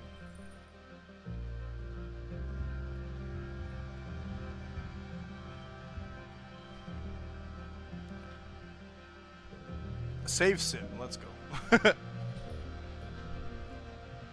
Somehow using all your strength and then more, you defeat the lead manticore. The 2 smaller ones scatter, hissing their displeasure and biting at each other. With the death of their alpha, negotiating their new pack dynamic should distract them for a while. Are you okay? Sim waves you off with the arm that doesn't hang limp at his side. I'm fine, he gasps. I feel pain, but it does not control my behavior as much as it seems to a human. Sim is barely standing up right after that battle. Truly, he wasn't much help this time, and it seems as though, despite your best efforts, his strength is fading fast. He stumbles into you, knocking you both to the ground. He lands on top of you, your legs intertwined and his weight pressing you into the dirt. Oof, he gasps. You can feel every inch of his long body against yours, stirred to quickening by the adrenaline of the fight. My hero, he murmurs. Oh no, you close the distance, pressing your lips to Sim's. He makes a sound of surprise that quickly turns to delight, and then surprise again when you hook your leg over his and gently roll on top of him, taking control. Sim kisses with a charming innocence at first, clearly improvising his way through the first kiss, though he's quick to respond to your touch. You flick your tongue. Yeah, okay. This was unexpectedly horny. You flick your tongue against his lips and open his mouth. He opens his mouth, allowing you to taste deeply inside of him as... It's not long at all before he's responding. You're both breathing heavily. Okay. So we're being really horny. Oh, that is... Sim gasps to break for breath. He sounds dazed. Is it always like that? You wouldn't know, but you're not anyway. Sim makes a hungry noise and claims your mouth again. Okay, let's go for this one. I think I've learned of love has been researching holographic videos. I did not know that it was possible. I did not have words for this feeling. I love this planet deeply, he says. You listen intently, playing with a lock of his hair. I love my purpose here. I love every living thing, and I take comfort in knowing our fates are inescapably intertwined. Sim places his hand over your chest, but there are no words for this feeling I have here. When I see you, like an ache that pulls me to you, I envision things that that are impossible to explain. He looks away and you see color rise in his cheeks. Forgive my crudeness, but I know of the biological imperative of all life. Gardeners do not share this imperative and do not feel driven to physicality, but with you, perhaps it is this body, perhaps it is you. All I know is that I would very much like to kiss you again and I would like to not stop. Another one! Crashing sound from the trees, you jolt apart in time. See the 2 remaining manticores break through the tree line and roar at you. Blood and spittle spraying from its random... Okay, so it killed the other manticore. Gotcha. Run, Sim gasps, pulling you both to your feet. He gives you a push and you start running parallel to the cliff, trying to get some distance before it's safe to duck back into the trees. You don't hear Sim behind you. You whirl around just in time to see Sim clash with the manticore, grappling with its huge front claws as it pushes him closer to the edge of the cliff with dancer-like strength. Go, he says. Rocks clatter down the... Please, just go. Oh no. I think he's dead. Romancing him kills him?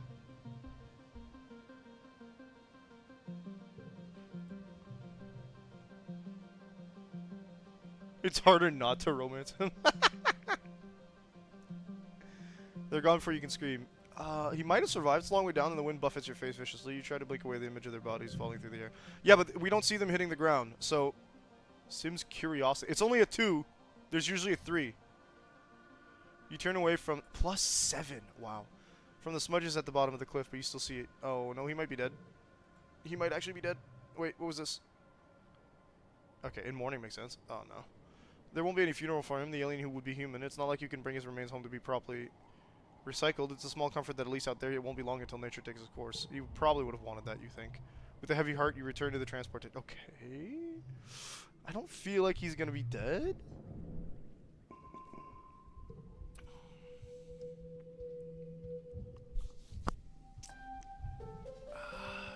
That being said, I don't think I can stop, like... Oh, I don't have any much wood. Here, have cake. Trying to watch my figures. Won't be able to... Okay, he didn't take it, but...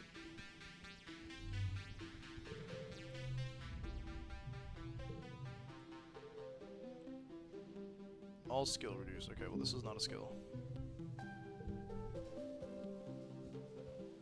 I have changed my mind as to who we're romancing 3 times in this playthrough, which is, I guess, the way that this game wants me to go. No, I don't know. It's just the way it goes.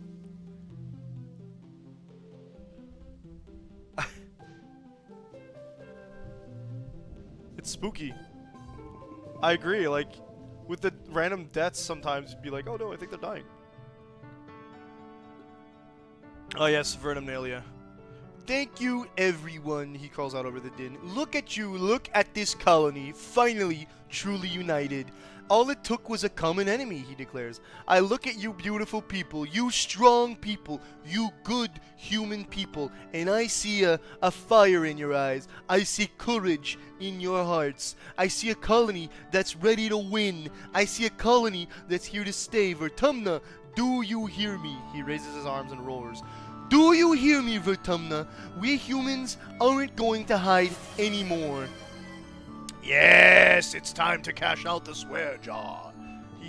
Yeah. But at the end of the stream. We have to raid Roach at the end of the stream.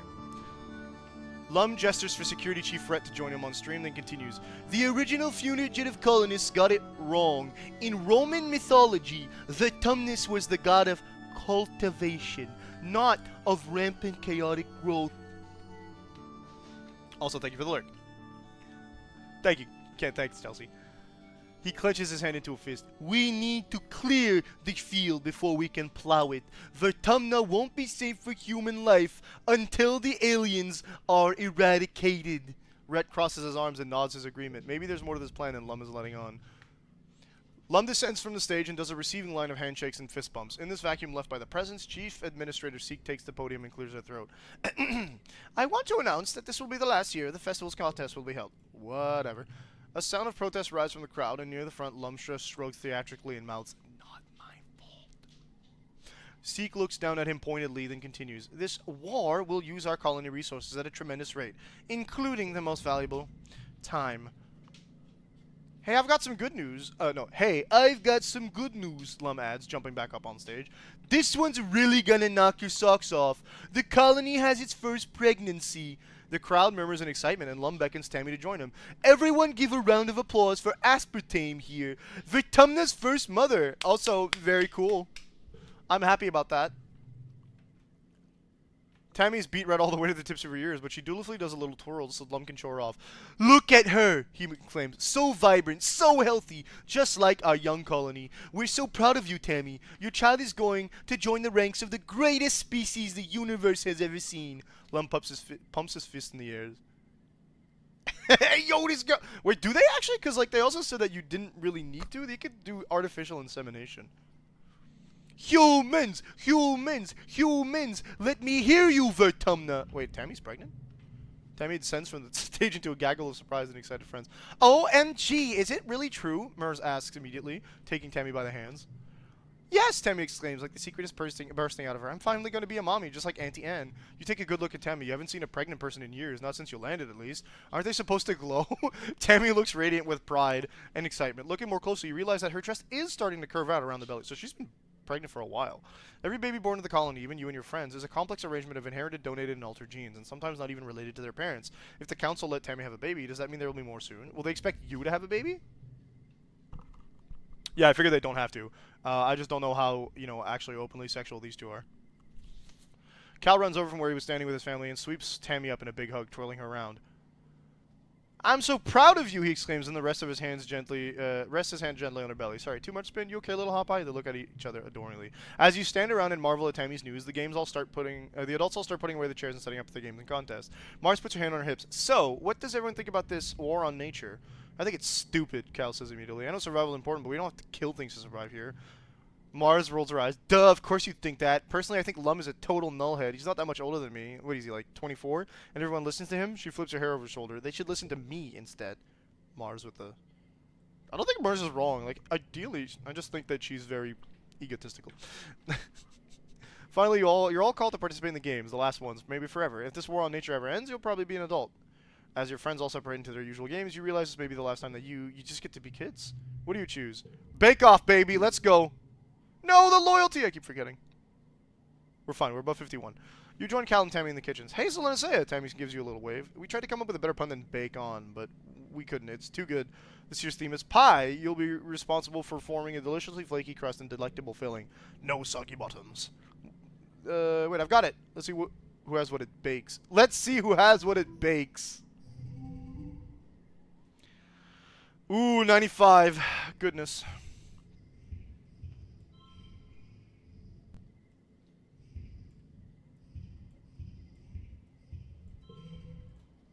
That's bad. I don't think we're gonna win this one. Oh, I don't know. Hold up. This one's pretty good.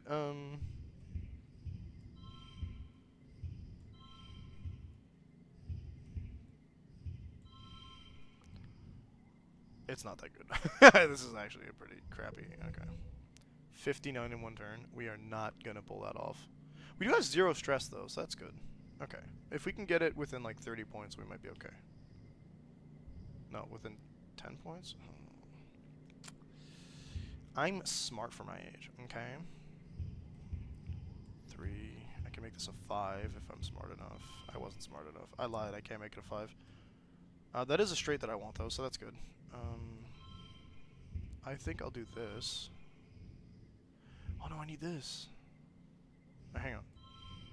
Oh, no, I don't need that. I'd much rather that. Ooh, I lied.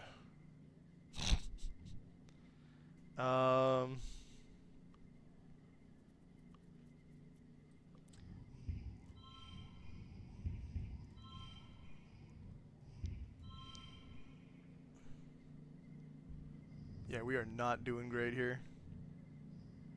Okay, my last ditch effort would be to redraw. If I really want to win.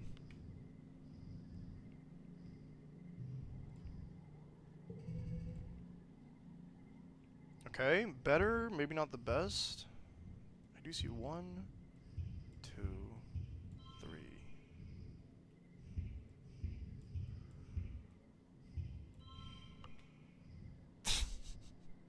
No, this is not better. I lied, it's not better at all. Okay. I don't want to use all my crystal clusters, but... Like at this point? That's not a free... Okay. This could be nice. They're just... That's doable! It makes it work! Okay, push through! Tammy's pie implodes, an oven malfunction, and looks horrible. Oh no, I'm so sorry. She's crushed, but she salvages what she can. It turns out it tastes great. It tastes so good, in fact, that the judges overlook her presentation. Your pie, on the other hand, comes out looking and tasting great. You clearly have what it bakes. After the festivities, everyone is supposed to take a few days vacation. You and your friends relax, but the adults move around the colony like ants in a hive. Yeah, we know that, tragically enough.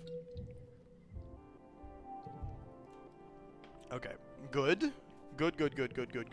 Hey, Cal. Cal waves at you as you enter the garden, leaning on his shovel. Hey, Selene, he calls out. His eyes look past you, down the path to where Anemone's beating the absolute tar out of a training dummy. Her fierce battle cry echoes across the colony, making Cal wince. She's been going totally hard lately, huh? He says. He scratches his face, smearing dirt across his cheek. She asked me yesterday if I wanted to spar with her. She said it would be good for self-defense. Cal smiles sadly at the memory. I told her I don't want to fight. Not her, not a training dummy, not anything on the planet. For real. Never seen her get so mad at me. She called me a baby and told me I'm just going to end up forcing everyone to protect me because I'm weak or helpless or whatever.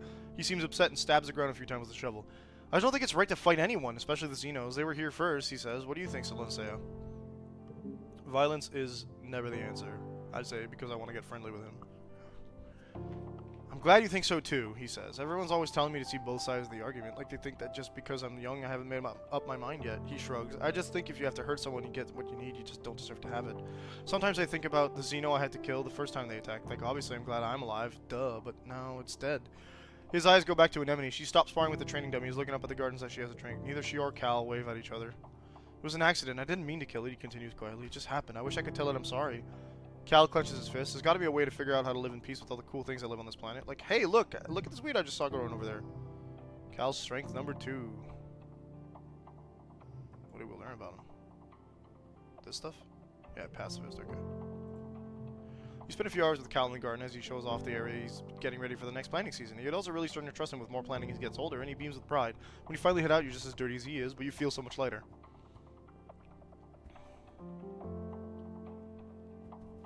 I mean, I guess we could give Rex some cake.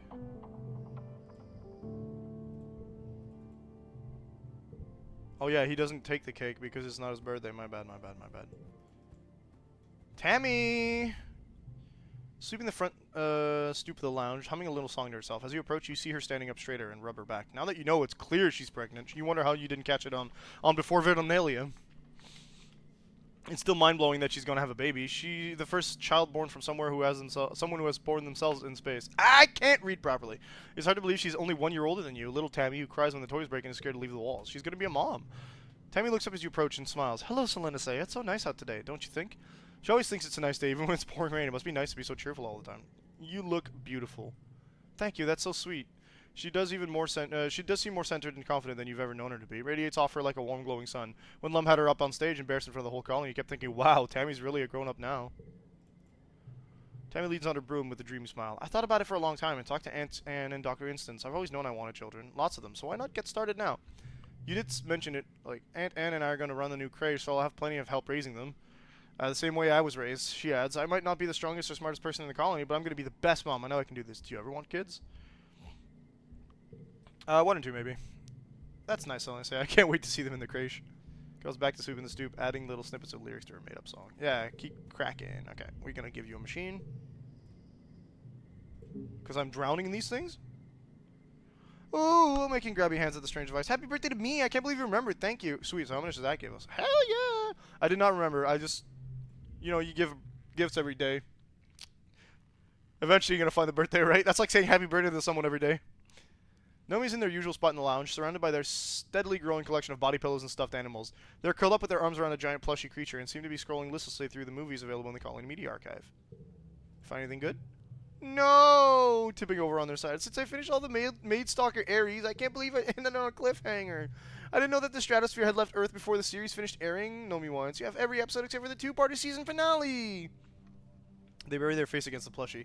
No, we'll never know how it ends. It's just not fair that we'll never have any new shows to watch. This isn't about the show, is it? Nomi wipes their eyes and heaves a big sigh. Yeah, they say meeting your eye. I guess that's kind of true. It just reminds me of pick a thread at their plush. You know, they continue quietly. Everything ends and sometimes it's a lot sooner than you expected. When I got here, I remember looking at your huge media library and thinking, wow, Galactic, I'm never going to run out of things to watch. It felt like the whole world was still ahead of me, ready to be discovered. A new planet, new people, a new life. Nomi digs their fingers into their plushie. Now it feels like everything's just on fire all the time, and everyone's always on my case about how I need to grow up. What's so bad about being innocent? Why does everything have to be so grim all the time? They wipe their eyes again angrily. And I don't get any more episodes of this stupid show I like. It's not fair. I'm gonna go with I get it. That's hard. Chin wobbling as they try to keep together. Yeah, they say, tipping their head up to the ceiling and trying to put on a brave smile. Thanks for getting it, Silenceo. Well then. Well then. There should be collectibles somewhere. Because this is a new month. Oh, no, it's not a new month yet, but okay.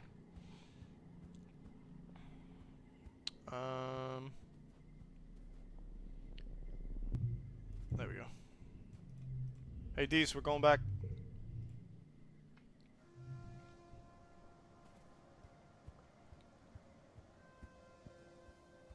Think I'll find Sim? I don't think so. Shouldn't be hanging there. He's supposed to be dead!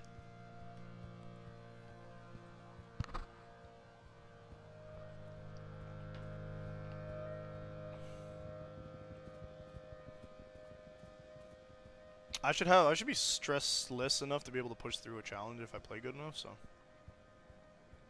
Again, Hopper friend, how do you do this? How do you come from this end when, like... I think the Hopper has a glider. Hop solo got them flight moves.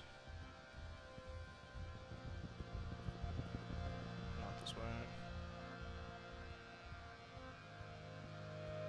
We're getting close though. It's a long path, holy cow.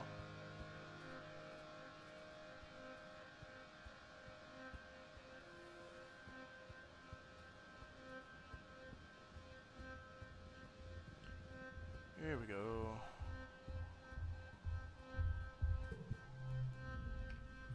Utopia's giving you clearance to poke around the ruins in the secret valley. Stars, this place is neat. These think so too. At least we didn't have to climb back down again, he mutters, but you can tell he's excited. Buildings are arranged in a spiral formation around a central point. They're made out of that oil-slick obsidian, something that looks like petrified bone, and have parts missing where other organic material as long as it's rotted away. It's all overgrown with vines and buried in shifting sands. You follow the spokes of the streets until you approach the center of the valley, where a large pyramid-shaped building sits surrounded by thumpers and a variety of other small buildings. Check out the pyramid. Walk around the massive pyramid, but you don't see any entrance into it. It's sealed tight. It vibrates with significance and looms hugely in your dream memories. You feel faint just being close to it, but Dees doesn't seem to feel anything. When he insists you give up and investigate something else, you don't complain. Look at the thumpers. 4 thumpers are in careful alignment, forming a square with wide paths between them and the pyramid in the center. One is almost totally reduced to rubble. None are still active. What about the rest of the buildings? Small and more deteriorated pyramid buildings dot around the valley. Purpose is unknown. There are dozens of little obelisks a couple meters wide with a circular design on one side. You approach a random one of these on the edge of the valley. Like the door in Dees' monitoring station, you know what to do. You get right up close to the circle and touch it, and the iris door slides open. Oh no. But bravery is something I'm good at. Okay. Now you're looking through a large red round door into a small featureless room. Quite small, quite featureless, totally dark, very creepy. But you can hear a faint hum. It's still powered? Inside we pop. 90. Ugh. Straights give us double points, so... Okay. That's really good too.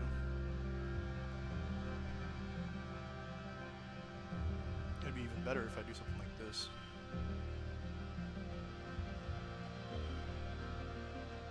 Not a straight. Oh, you're not under 4 until... Yeah, okay.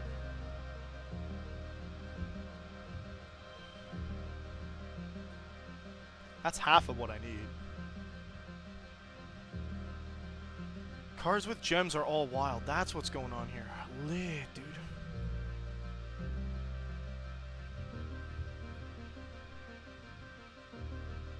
Nice.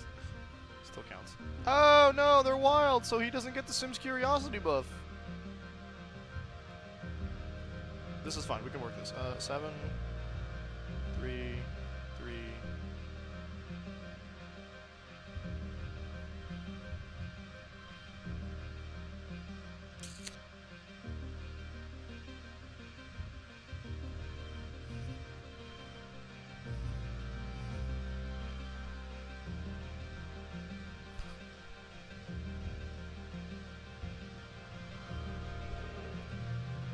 Fine by me. It's not the best score we can get, but we're done.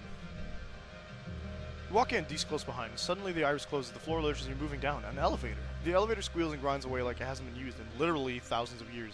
It doesn't go far, then grinds to a halt, and then the iris opens to reveal a large room with obsidian walls. Like all converged domain spaces, it's more cave than room, with stalactites everywhere and giant lumpy mounds of fungus. You wonder if the obsidian stuff they built with melts over time, running and dripping in extreme slow motion. That would explain the concept of the stalactites and stalagmites. There are consoles on the wall, like this is some kind of control room, just like in the monitoring station Dees found. Most of it is long, dark, and covered with a thick layer of dust, except one device with 2 weird bony knobby sticks poking out of it.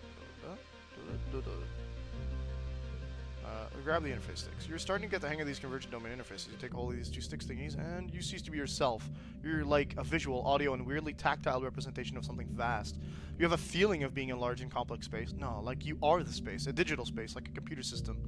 As if you were sucked inside a 3D representation of the HoloNet, and you could see files and processes and whole worlds of data, but in alien formats that speak to you more in sensation than logic. Oh, it's the whole genetic data load. You let go of the sticks and the console room comes back.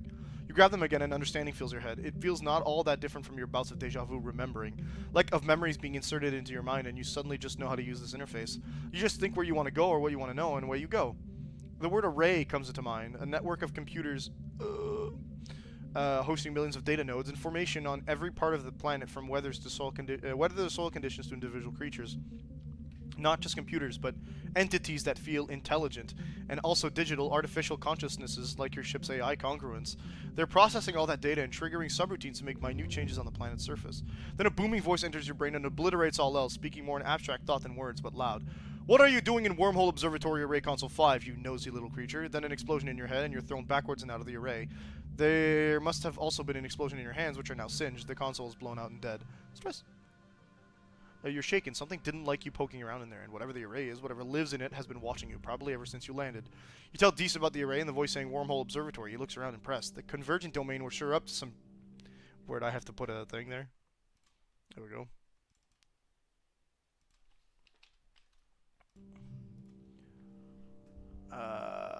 And now you know about the array and how to access it. That could come in very useful if it turns out to be a danger to your colony. You decide to call it a day. Your arms feel tingly and weak from the getting electrocuted and your heart's still thumping a mile a minute. But you'll be back! Am I gonna be back?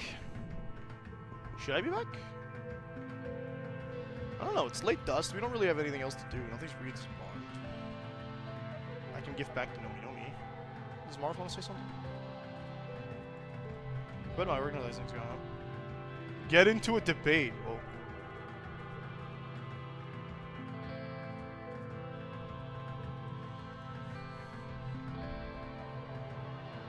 We were talking about whether we would have a Hopeye as big as Unisaur or Unisaur as small as a Hopeye. Hopeye. No, actually, I'd want to have the Unisaur as small as a Hopeye. Like, less likely to eat me. I gotta go to the supply depot, man. We got so much kudos. I gotta be buying stuff, you know what I mean? Cake.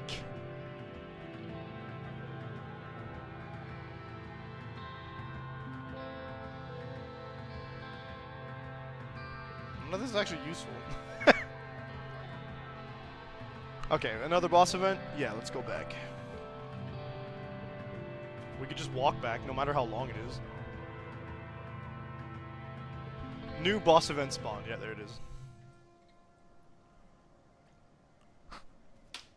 I really wish you could just walk, like, faster. I wish I could just get there, you know what I'm saying?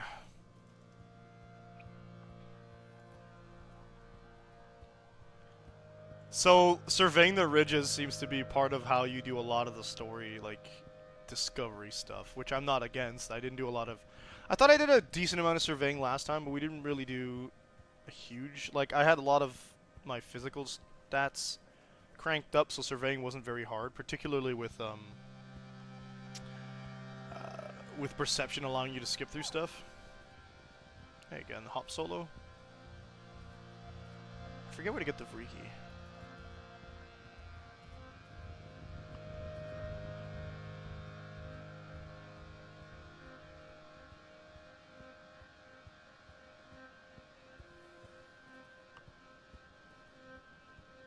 I love the previous life options, by the way. Those dialogue options are pretty cool. How's it down here? I just keep going left right now. Oh, that's the boss event, isn't it? You and Deese are exploring the ruined Wormhole Observatory again. It feels so familiar. You've dreamed about this place many times. It's like you're remembering it all now. This time, the dream memories grip you. You wander as if sleepwalking down familiar paths. You look up and see the wormhole faint in the sky above. This time is right is to observe it. Okay. Deese tries to keep up. Where are you going? He asks angrily. You don't answer. You're trying to concentrate on finding the place. I bet if we came here during Glow, if we could. I don't know if we could, but... Like, Glow is when the wormhole's closest, and I feel like that's relevant to something. You approach the large pyramid in the center of the complex. Beside it is one of the smaller elevators, a little monolith with around a restore. This is the place. Your head throbs with it. Even standing outside, you know there's something down there. So we find our way in. You look for one of the elevator monoliths near the pyramid and find it. It's overgrown with snaking vines and brambles with very large flowers all over. You could push through them, but these stops you and shows you a Geiger counter reading on his holopon. These flowers seem to be pretty radioactive. Good thing we did xenofauna! Pass on by no problem. Good thing you studied this planet earlier, know its wily ways. You enter the elevator, thankfully still working, and descend beneath the ground. It opens to a kind of antechamber room with an exit on the other end, leading to the heart of the pyramid. There are glyphs carved into the crystal panels on the walls, symbols that resemble the wormhole. You start across the room. The further you go, the more your head swims. You have to pause. You think you might be faint. You shake your head, trying to clear it. Wait, maybe this is a bad idea. Nope! We go! The fog slowly clears from your eyes. Your head still hurts, but you can think again. Deese looks concerned. Even going so far as to reach out to steady you. Are you okay? Keep trying to explain it. It's hard to put into words. Just say my head hurts. Obviously, he says, but no, it's more than that. You're seeing things. It's kind of like the array. Kind of like a dream, but you feel that something super important is up ahead and you need to see it. Maybe we better leave, Deese says nervously. You don't look so good. I'm going. Past the antechamber is a long hallway sloping down. Oh, no. No! Things around you are starting to look kind of weird. Like two slightly different realities overlapping. Deese's face is starting to phase in and out of existence. You're hit with a strong wave of dizziness and nausea. Things seem to move in slow motion, but far too fast. You lean over. Yeah, I didn't think you'd go up. Maybe you could sneak out.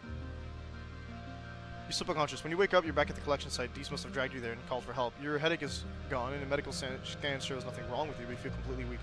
We need this. Okay, it was reasoning or toughness? Our toughness is butt. Our reasoning's better, but... Do we have time? In 2 years. You're browsing a colony bulletin board on your holopalm over breakfast and you notice a new post from Nomi. It seems to be a short story. Xenos to the rescue. Oh boy, you open the story and read through it. Wow, it's actually pretty good. Nomi did a great job of grounding the unrealistic premise of talking manticores with relatable characters and a strong emotional story. With your help on some of the finer details, Nomi's written something that truly elevates the art form. Oh, sweet. You get the notification through your holopalm that you've received some kudos along with a message from Nomi. Thanks for the help, Solonisea. Here are your royalties. Okay, let's see. We have 3 years left. If we focus explicitly on increasing our reasoning to... It needed 50? We can maybe cheat too. Okay, let's go to the supply depot. I got money for days.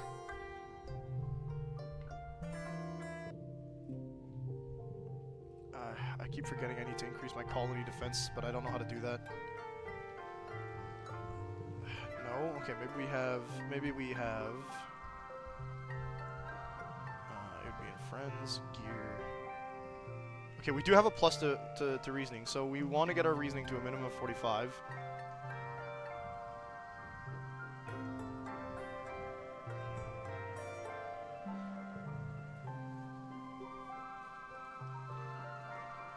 Okay, we gotta do. It's the stream ending. Come on, we gotta do. No. No. We got an hour left in game of IRL time. Where do I level? Oh, I level up for. Also, I gotta go give some gifts.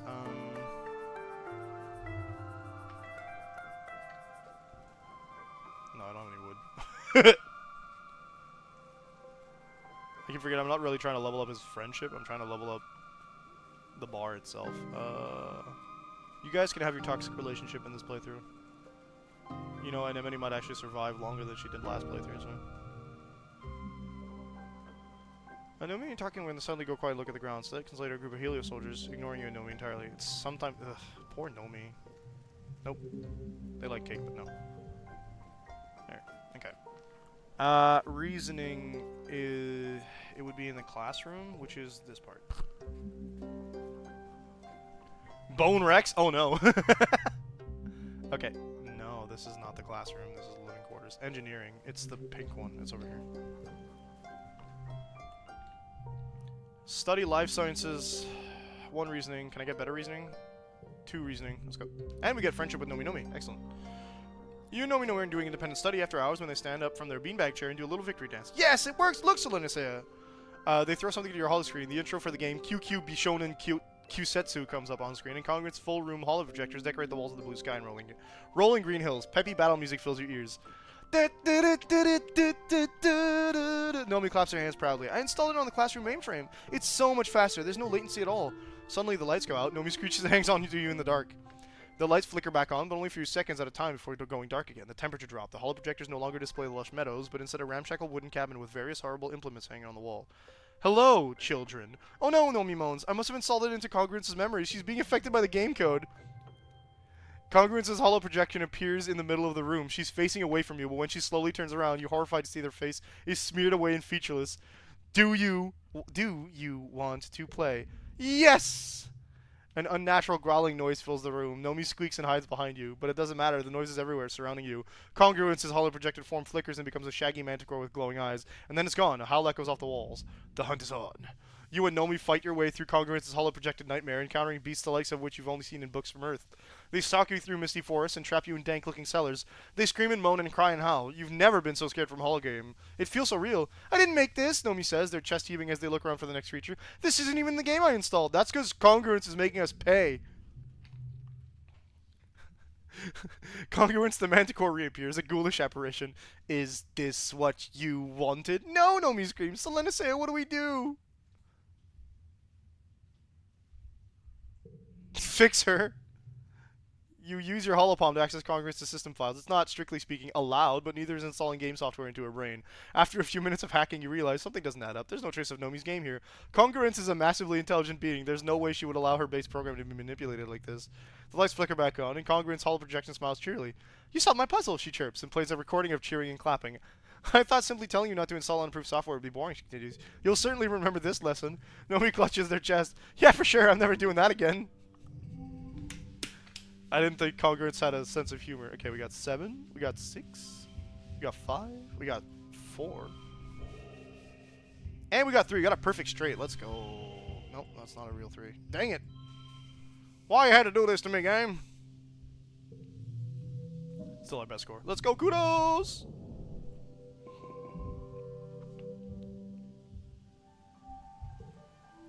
Wet. Oh, sweet, we got the reasoning buff. That's good.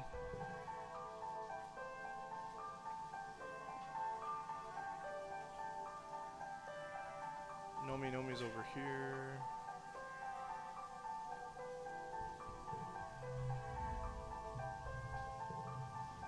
Dig dog diggery-doo. Okay.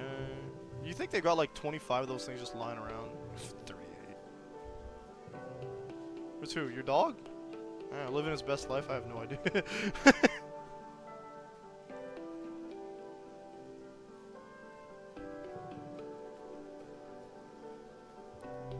You can befriend Congruence if you go through a more brainy playthrough and do a lot of engineers and robotics. Said playthrough can also help with other playthroughs. Oh, lit! Is that the more reasoning? Can I get more reasoning out of this one? No, okay, we really want to do this one. So you notice on the engineering holo web, Professor Howell's looking for someone to help with after-school tutoring. Apply for the job. Sure, why not? I feel every playthrough finished, if you complete a goal, you get something very better. You know what I mean? +2 from the last pane. Okay. Well, let's go here. +2 if stress is over 50. Let's go! My stress is hella over 50. Not really that much. Just 15. Hey, that's not even enough. What the hell? No. Oh, I don't need to make that wild. Oh, jeez. Okay, what if I did this instead? There we go. Perfect. Not the best, but hey. We love a straight. That was actually 5 of kind. Reasoning needs to be at 50, and we are not getting there on a regular... It's 45? Hello? Owie. Ow. That's because you were pressing on the headset. It's okay. It's okay. Yeah, that's called being an adult. No, that's depression.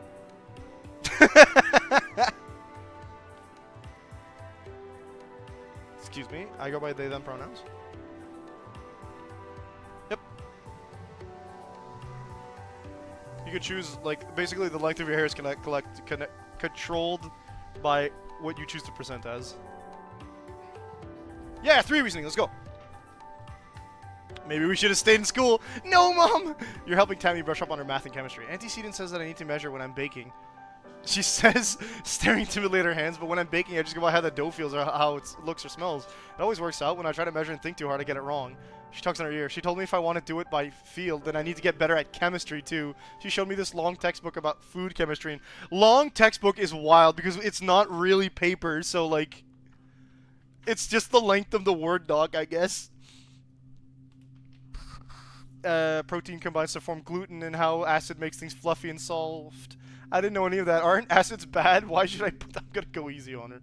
She'll never learn if she isn't enjoying it. You gently encourage Tammy as you read through the food chemistry textbook together and work on some practice tests. Even when she gets every question wrong, though she'll probably never be a chemistry whiz like Tang, she blossoms with every compliment, slowly gaining confidence in her abilities.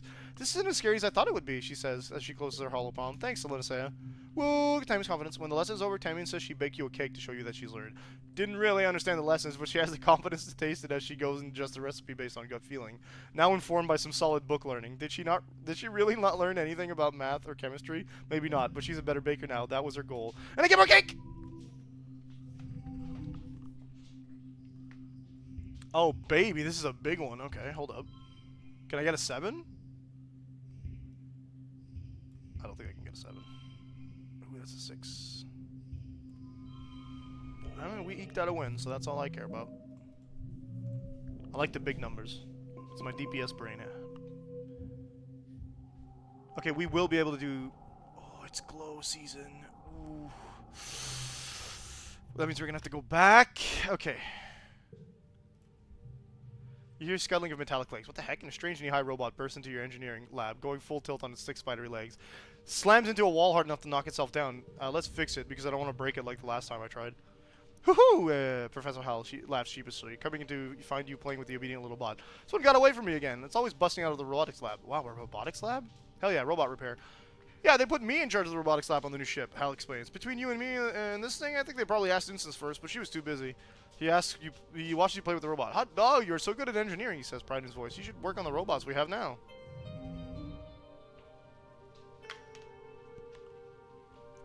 I'm officially out of coffee, okay. 9, 9, 5, 5.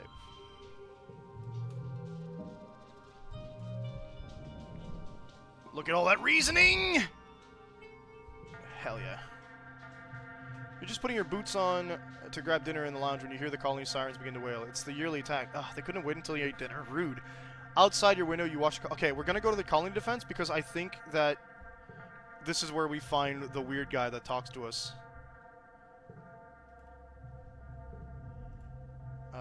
It's bad. It's just bad. And then we talk and talk and talk, and then we stay there for a long, long while. And then this guy here... This guy! Creature looks suspiciously like a person, at least from the waist up. Down below is a lumbering chimera. Okay. It's like a face. It's still there. I'm hallucinating.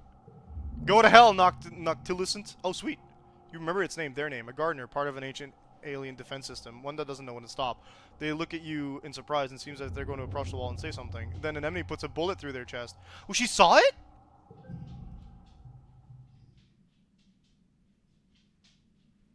She didn't see it last time.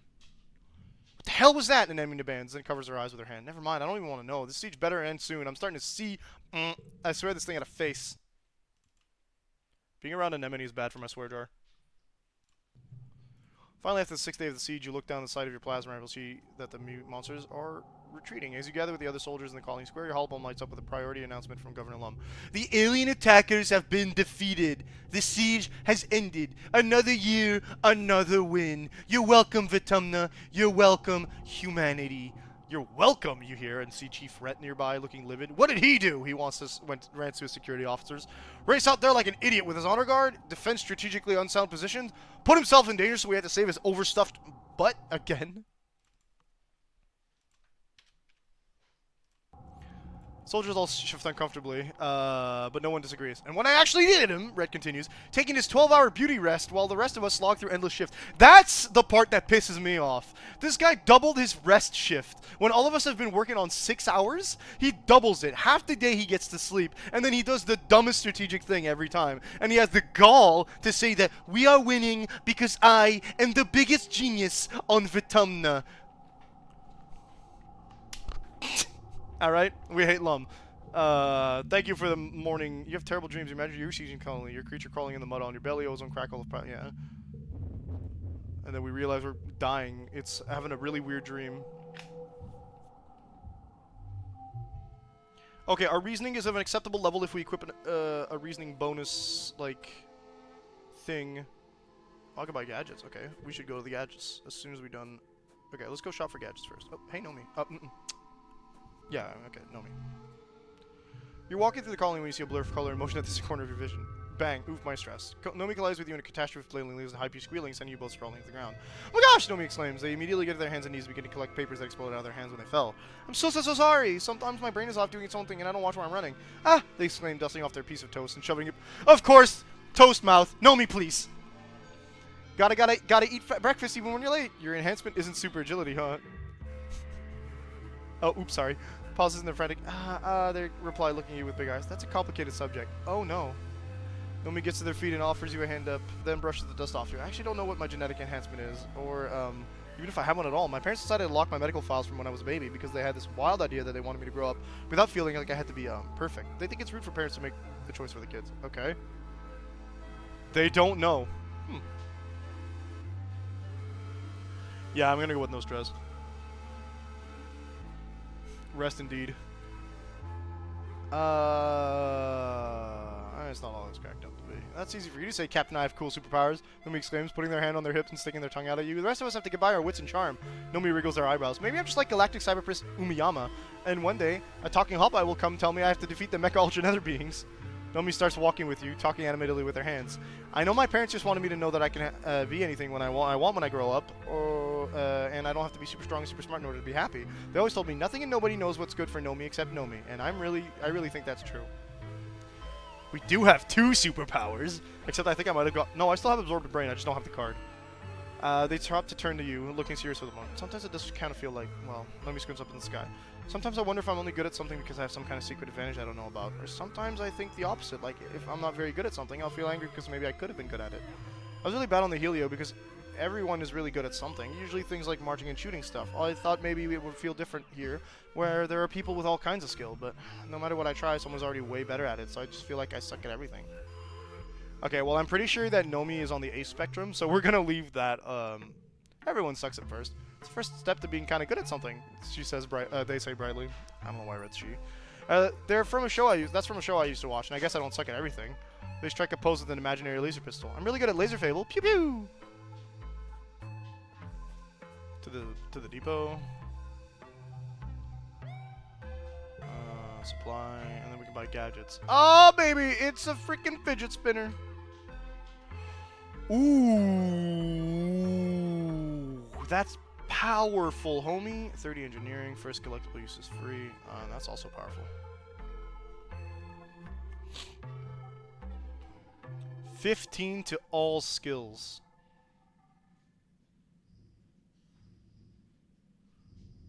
I mean, we were gonna get this one, but I'm gonna get this one. Because, like, that's kind of busted. I don't really need the bravery buff, do I? I mean, we get a 15, so it's gonna be buffed anyway. But where's my gear? Oh, that's really good for that, though. Too bad.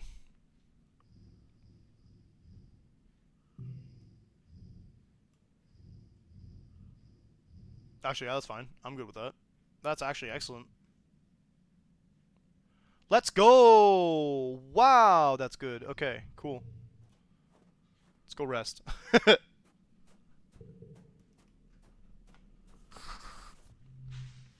was like, let's get the reasoning buff. Nah, dude. Cal and Tammy often go for walks through the garden. They both know so much about the plants. Besides your mom who planted the garden, they're probably the only 2 who know what everything is called without looking it up on the HoloNet. They're so sweet together, like a fairy tale couple.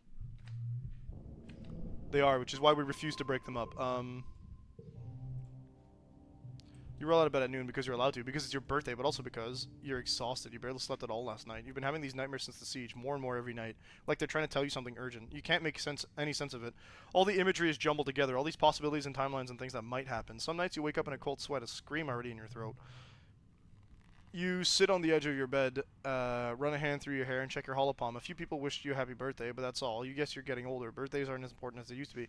Oh, man, right. There's going to be a surprise birthday party waiting for you in the lounge. It was one of your dreams. You remember it because it was one of the few ones that didn't involve people dying or the colony being destroyed. But you're so tired. Do you really have to do this?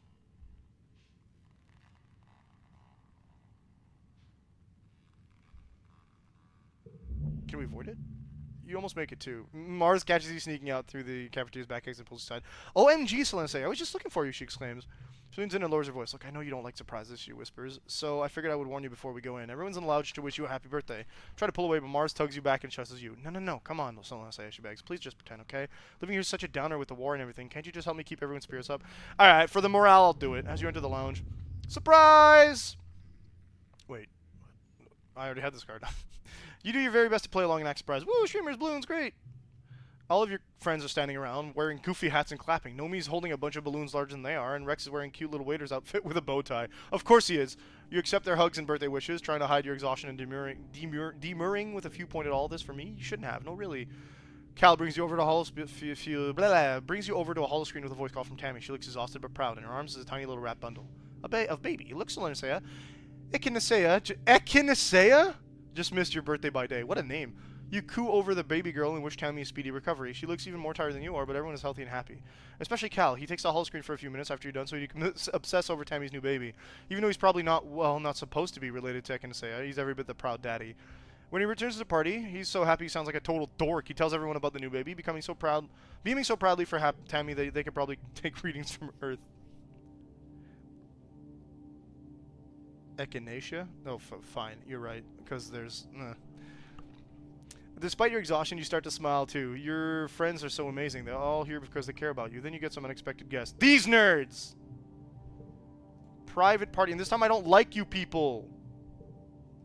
Fascists.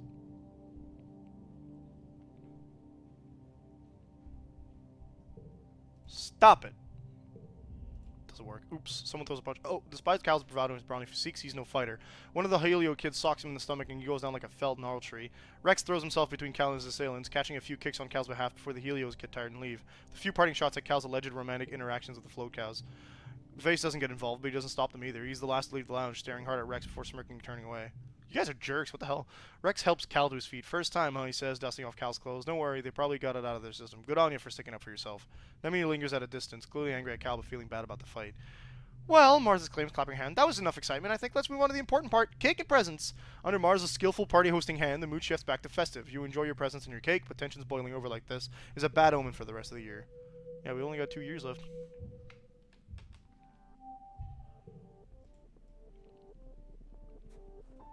I'm glad that didn't give us more stress. We've already done... Okay. Oh, let's go give that to Rex.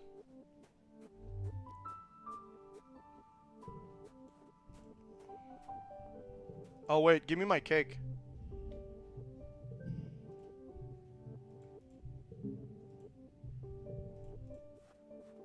We play this song and dance every year.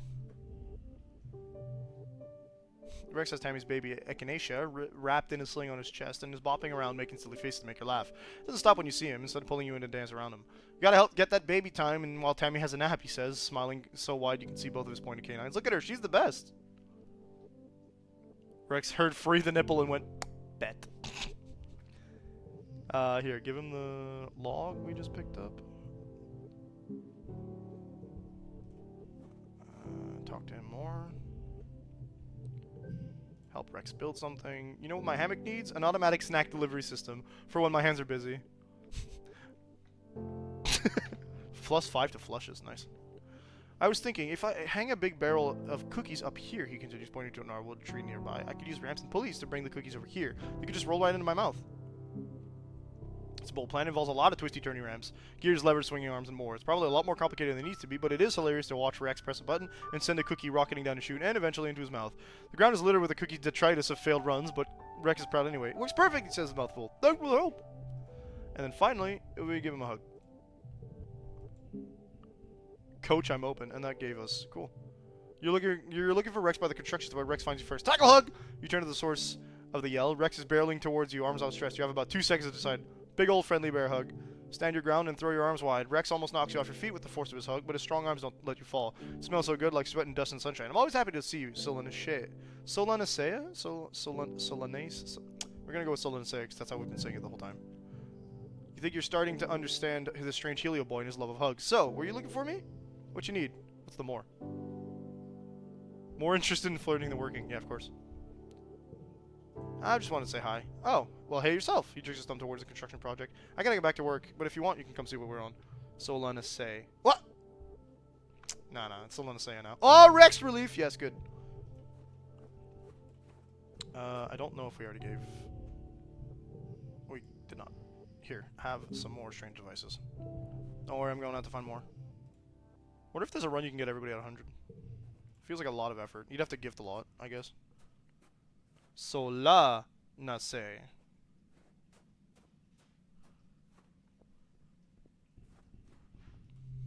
Hey, Dees.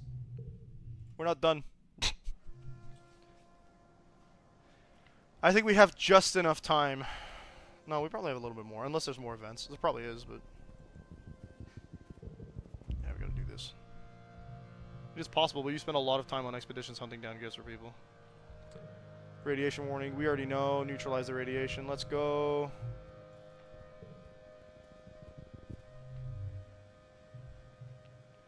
Flies here are awful. They come out of the heat in the day and buzz you around you incessantly. They don't bite, but they seem to want something from you. Maybe the water's salt from sweat. You hope they aren't laying eggs.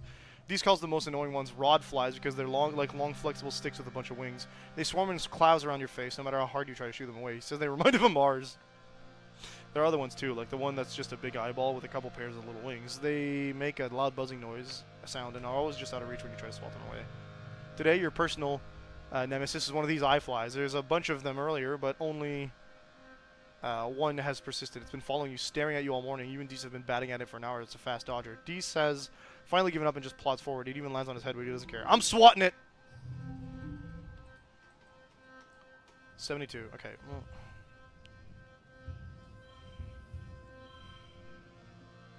When the chips are down. Flushes. Okay, cool.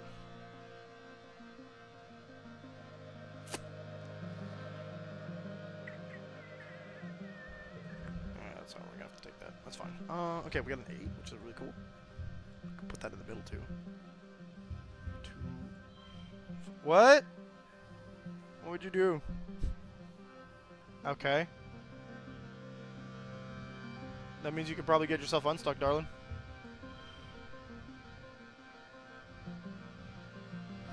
Was it 2? Maybe if I did... Still 21, right?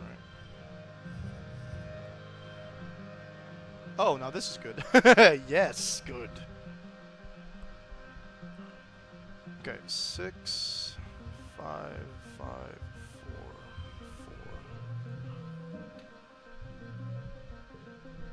I can do 70 just fine. Your eye fly is the eye fly is like the size of a human eyeball and made of concentric rings of rainbow hues, black, yellow, green, blue, and purple. You find yourself staring your eye back at it. You wonder if the rings have something to do with light refraction. You let it land on your arm. Then you strike! Haha! Got it! Squashed. 10 minutes later, there's a new fly following you. Just give up, Tiss mumbles. It's probably one of the Gardener's spy creatures. Remember from the monitoring station? Oh yeah, well you'd rather pick the less annoying one. They're doing it on purpose. Oh, crystal.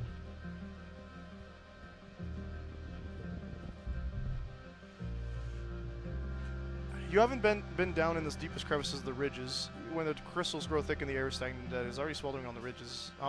But in the chasm, see the heat. Oh, we've done this, yeah. Air squids are predators.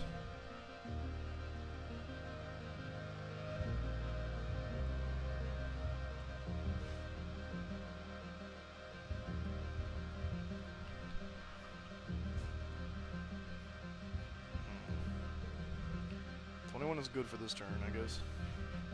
6, 4.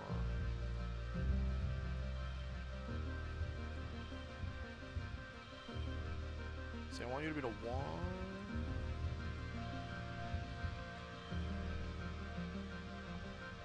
Oh yeah, let's go. Oh, of course not. Wait, why do you get to... Why are you? Oh, these are you.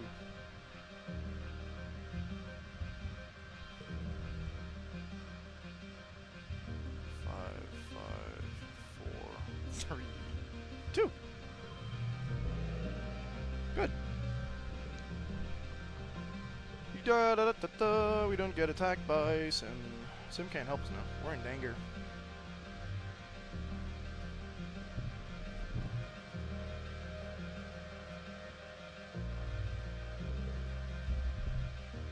Pursue as much as possible. Be with a little. Friended.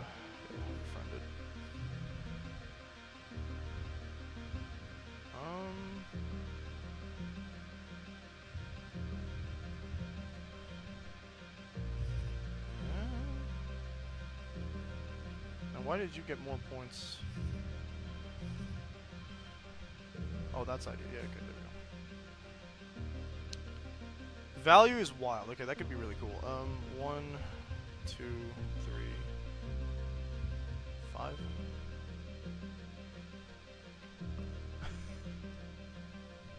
Good job.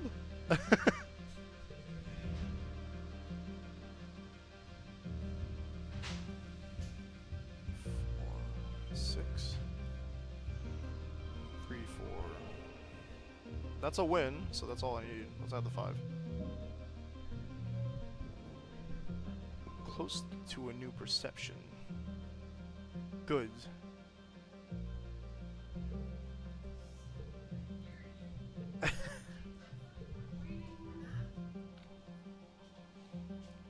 Yeah, more slots are filled. Let's go.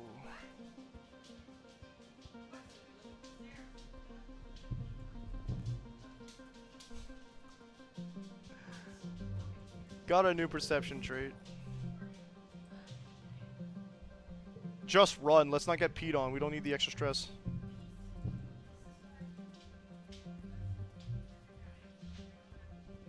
Sim? Taking a sample of the base of a tree when you feel something patter on your head and fall to the ground. It's a nut? That's strange. Species don't usually... You look up and your stomach lurches when you realize you've been being watched this whole time. A pair of familiar eyes peers down at you from the branches. It's Sim? Grins down at you. Well, well, well. If it isn't the little human, have you come to visit me, little sugar bud? I saw you die. Did you? He says. Oh, you think I would remember that? If you did witness my death, I apologize. Sim continues. He leans down from his branch, his hair dangling just out of reach. I imagine I didn't enjoy it much either. Let's finish our unfinished business. My apologies, but I'm not entirely what you mean. You really don't remember? Sim's thin lips form an even... I'm afraid I don't. Did I offend you in some way? Death has a way of wiping the slate clean. Oh, there we go. He gives you a little smile. It's me. I'm the slate. It's me. I'm the slate. I guess I'm happy you're alive?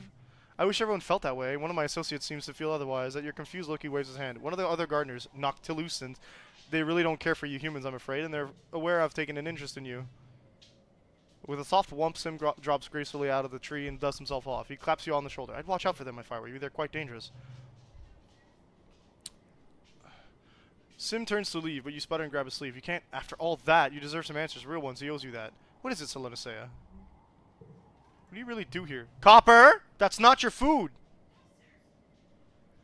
Sim gives you a blank smile. I am a gardener, he says. I was created to be a gardener, and I imagined I will be one until my services are no longer required. So he forgets. He gets a total recall. Not a total recall. He has a save state as well. Your look of confusion, Sim softens. Humanity is so concerned with purpose, he says sadly. It's because you were not created for one, and you spend the entirety of your short lives under the impression you need one. Concept of having someone having a purpose must be seductive. He shrugs one elegant shoulder. My existence is simple. I act in the ways for which I was created. That is not an interesting answer for an individualistic species as yourself. I'm aware, perhaps, we must both accept that it may be beyond the human capacity to comprehend. Are you really, Sim? The one and the same. I acknowledge this is difficult for you to understand. He takes a deep breath, considering his words carefully. Humans have but one short window of consciousness, which encourages you to think of yourselves as individual points on the line of history. You are, quite clearly, not your parents or your grandparents or your unborn children. You are your own marvelous creatures. He places his hand on his chest. I do not disappear when this form dies. I am eternal in a sense. I am all who came before, and all who will come after it. I am my own legacy. I am symbiosis. He tilts his head to the side, as if listening to something, and squeezes your hand. I fear I've said too much. I hope I can see you again, and that all may be revealed to you. Spooky. He kissed us and then died. We go carefully. Nice. We got one more event in us. Then we're gonna have to relax and come back.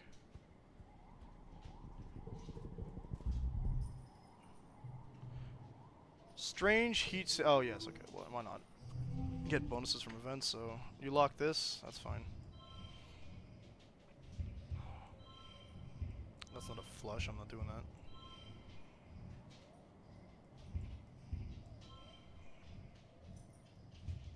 Right, of course.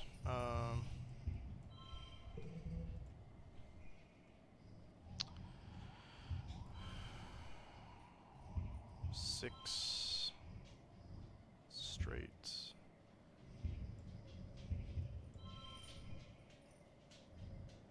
Right, this is a flush. Copper! Scavenging dog, I swear. Yes, she's calling to you.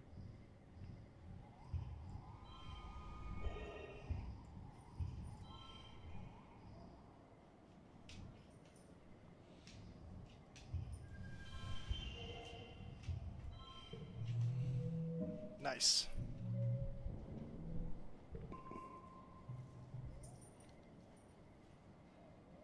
The faster you move, the faster you approach caution. You see them. It's you. Oh, yes, this again.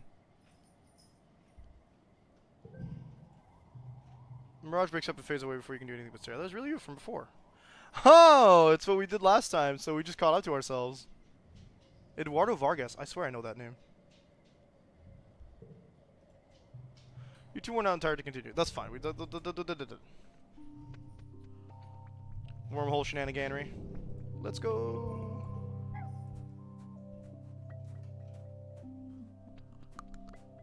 Chewing loudly, dog.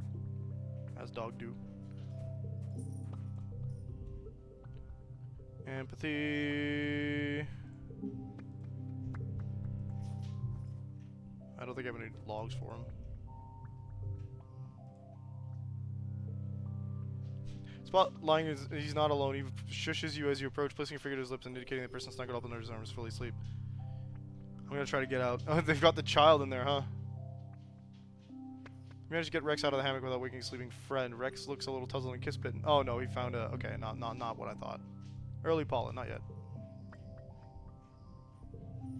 No logs. Hug.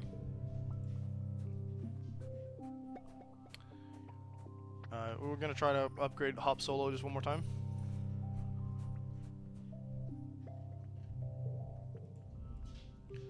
You and Cal go for a walk with their Hop Eye. Cal loves Hop Solo, and they love him right back. They must instinctively know that he's a good person.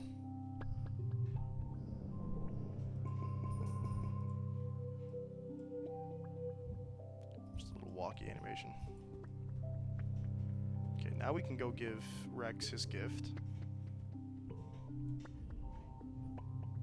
I'm highly goal-oriented. Yeah, I know you are.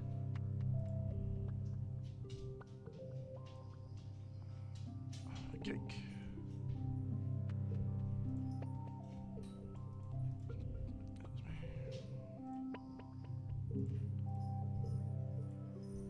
What's our friendships looking like here? Sweet. Oh, Tammy has something for us. Oh, there you are, Selenicea. Tammy bounds over to you in a bright mood. Her daughter, Echinacea, is in a sling on her bosom. Can you please do me a favor and come with me to the cafe? I need your opinion on something. Sure. What? It's not your birthday, but as you walk into the cafeteria, all your friends jump out cheering. They're wearing knit party hats, throwing streamers, and blowing noisemakers. You're pretty sure you see a display of tiered display of cupcake. Real ones, not soy cakes. Tammy skips towards you and throws her arms around you, squishing Echinacea and her sling between you. You sputter that it's not your birthday, but Tammy just laughs. I know it's not your birthday, silly, but you've been feeling under the weather, and I want to show you how much we all love you. The others raise their glasses to you. They cheer happy birthday again, laughing at the joke. You can feel their love like a blanket wrapping around your shoulders. You're so special to us, Selenicea. Tammy says. Echinacea gurgles and lets out a warning wank. Warning wank, and Tammy bounces from side to side. I want you to enjoy yourself. Go ahead and mingle while I put the finishing touches on everything. Tammy gives you one last tiny smile as she bustles away. The sound of Echinacea fussing and crying is audible over the murmur of conversation that erupts as the party begins in earnest. What do you do? Talk to my mom and dad, I guess. Your mom and dad are chatting by themselves, but when they approach you, When they see you approach, your dad cheers and scoops you up in a big hug. Your mom laughs. My little gooseberry, I know it's not really your birthday, but your mom and I think you're great every day, so why wait? Your dad puts his hands on your shoulder and gives you a serious look. I know things have been hard for you lately. I just wanted you to know that no matter what, your folks are here for you all the way. Your mom nods. Your dad's right, she says. We'll always be here for you. There's nothing you can't handle. A quavery cry wobbles through the air as you can see Tammy rocking from side to side as she tries to comfort Echinacea. What do? Let's go find Tammy. Leave the party behind, seeking out Tammy. When she sees you, she makes a shooing motion. No, no, she says. Go enjoy your party. Echinacea squawks, pulling at Tammy's hair. She winces and patiently pries the baby's chubby, grasping hands from her hair. Seriously, goodness, don't waste your time here with me. I'd rather be with you. There's nowhere I'd rather be than with you. Oh, she says. That's so nice of you to say. Tammy flags down Nougat, who's been running plates back and forth. Could you please play with Echinacea for a little bit? Solenacea and I are going to get some air. And this Echinacea gurgles happily as Nougat takes her, and Tammy turns to you. Okay, I'm all yours, Solenacea. You and Tammy slip out the side door of the cafe and set off towards the garden. Tammy seems grateful for the break. She chats animatedly about the plans to build a new creche, now that the second wave of colonists are beginning to realize the benefits of raising children communally instead of saddling whoever birthed them with all their responsibility. I hope that means Echinacea will have lots of other creche sibs soon, just like we did. Tammy says with a wistful smile. I just want her to be happy like we were. You both look over the walls and the threat of danger they represent. Tammy doesn't comment on her use of the past tense, and you let it sit in the air between you. Not awkward, just accepting. Just like we did! We were happy! It's quiet in the garden at this time of day. Everyone's either at the party or catching some rest while the suns are at their highest. The garden bot hops by on his spindly bird legs. You and Tammy are alone. Even in your silence, Tammy senses you might have something to say. I'm so lucky to have you as a friend. Tammy's gentle laughter fills the air. She slips her arm in yours and rests her head against you. I'm the one who's lucky, Solenacea. I don't know why you chose to be my friend, but I'm so grateful. You and Tammy enjoy a few more minutes together in the garden, cloud watching and talking about whatever crosses your mind. Tammy's simple thankfulness is infectious. From her excitement over a new flower to her steadfast love for you shining through her every word, you can feel your heart unburden itself with each step, dropping your troubles like stones to mark where you've been. Eventually, it's time to head back. Oh, I wish I'd have known! There's cupcakes to eat. Tammy's care 3. Tammy takes Echinacea back from Nougat, but before you can rejoin the party, Tammy stops you with a hand on your arm. Wait, I have a present for you too. You protest that Tammy's already done enough, but Tammy's hearing none of it as she presses a book into your hands. The title reads, 100 Reasons Why I Love You. The book is filled cover to cover with memories and observations and even little sketches, all in Tammy's loving hand. There's more than 100, she says, shyly tugging on your ear. I wrote the title first, then I couldn't stop writing. Tammy is simply the best. The rest of the party goes off without a hitch. Even little Echinacea is well behaved now, letting Tammy light the cupcakes. As you blow out your candles and everyone cheers, your only wish is to be able to feel like this forever, surrounded by love and support. Free 100 stress relief, and I didn't even know. Not that I could have done anything except relieve stress, I guess, last month. Alright, let's go figure out what the hell's going on with this sim guy. Homie's living his best life as a replicant.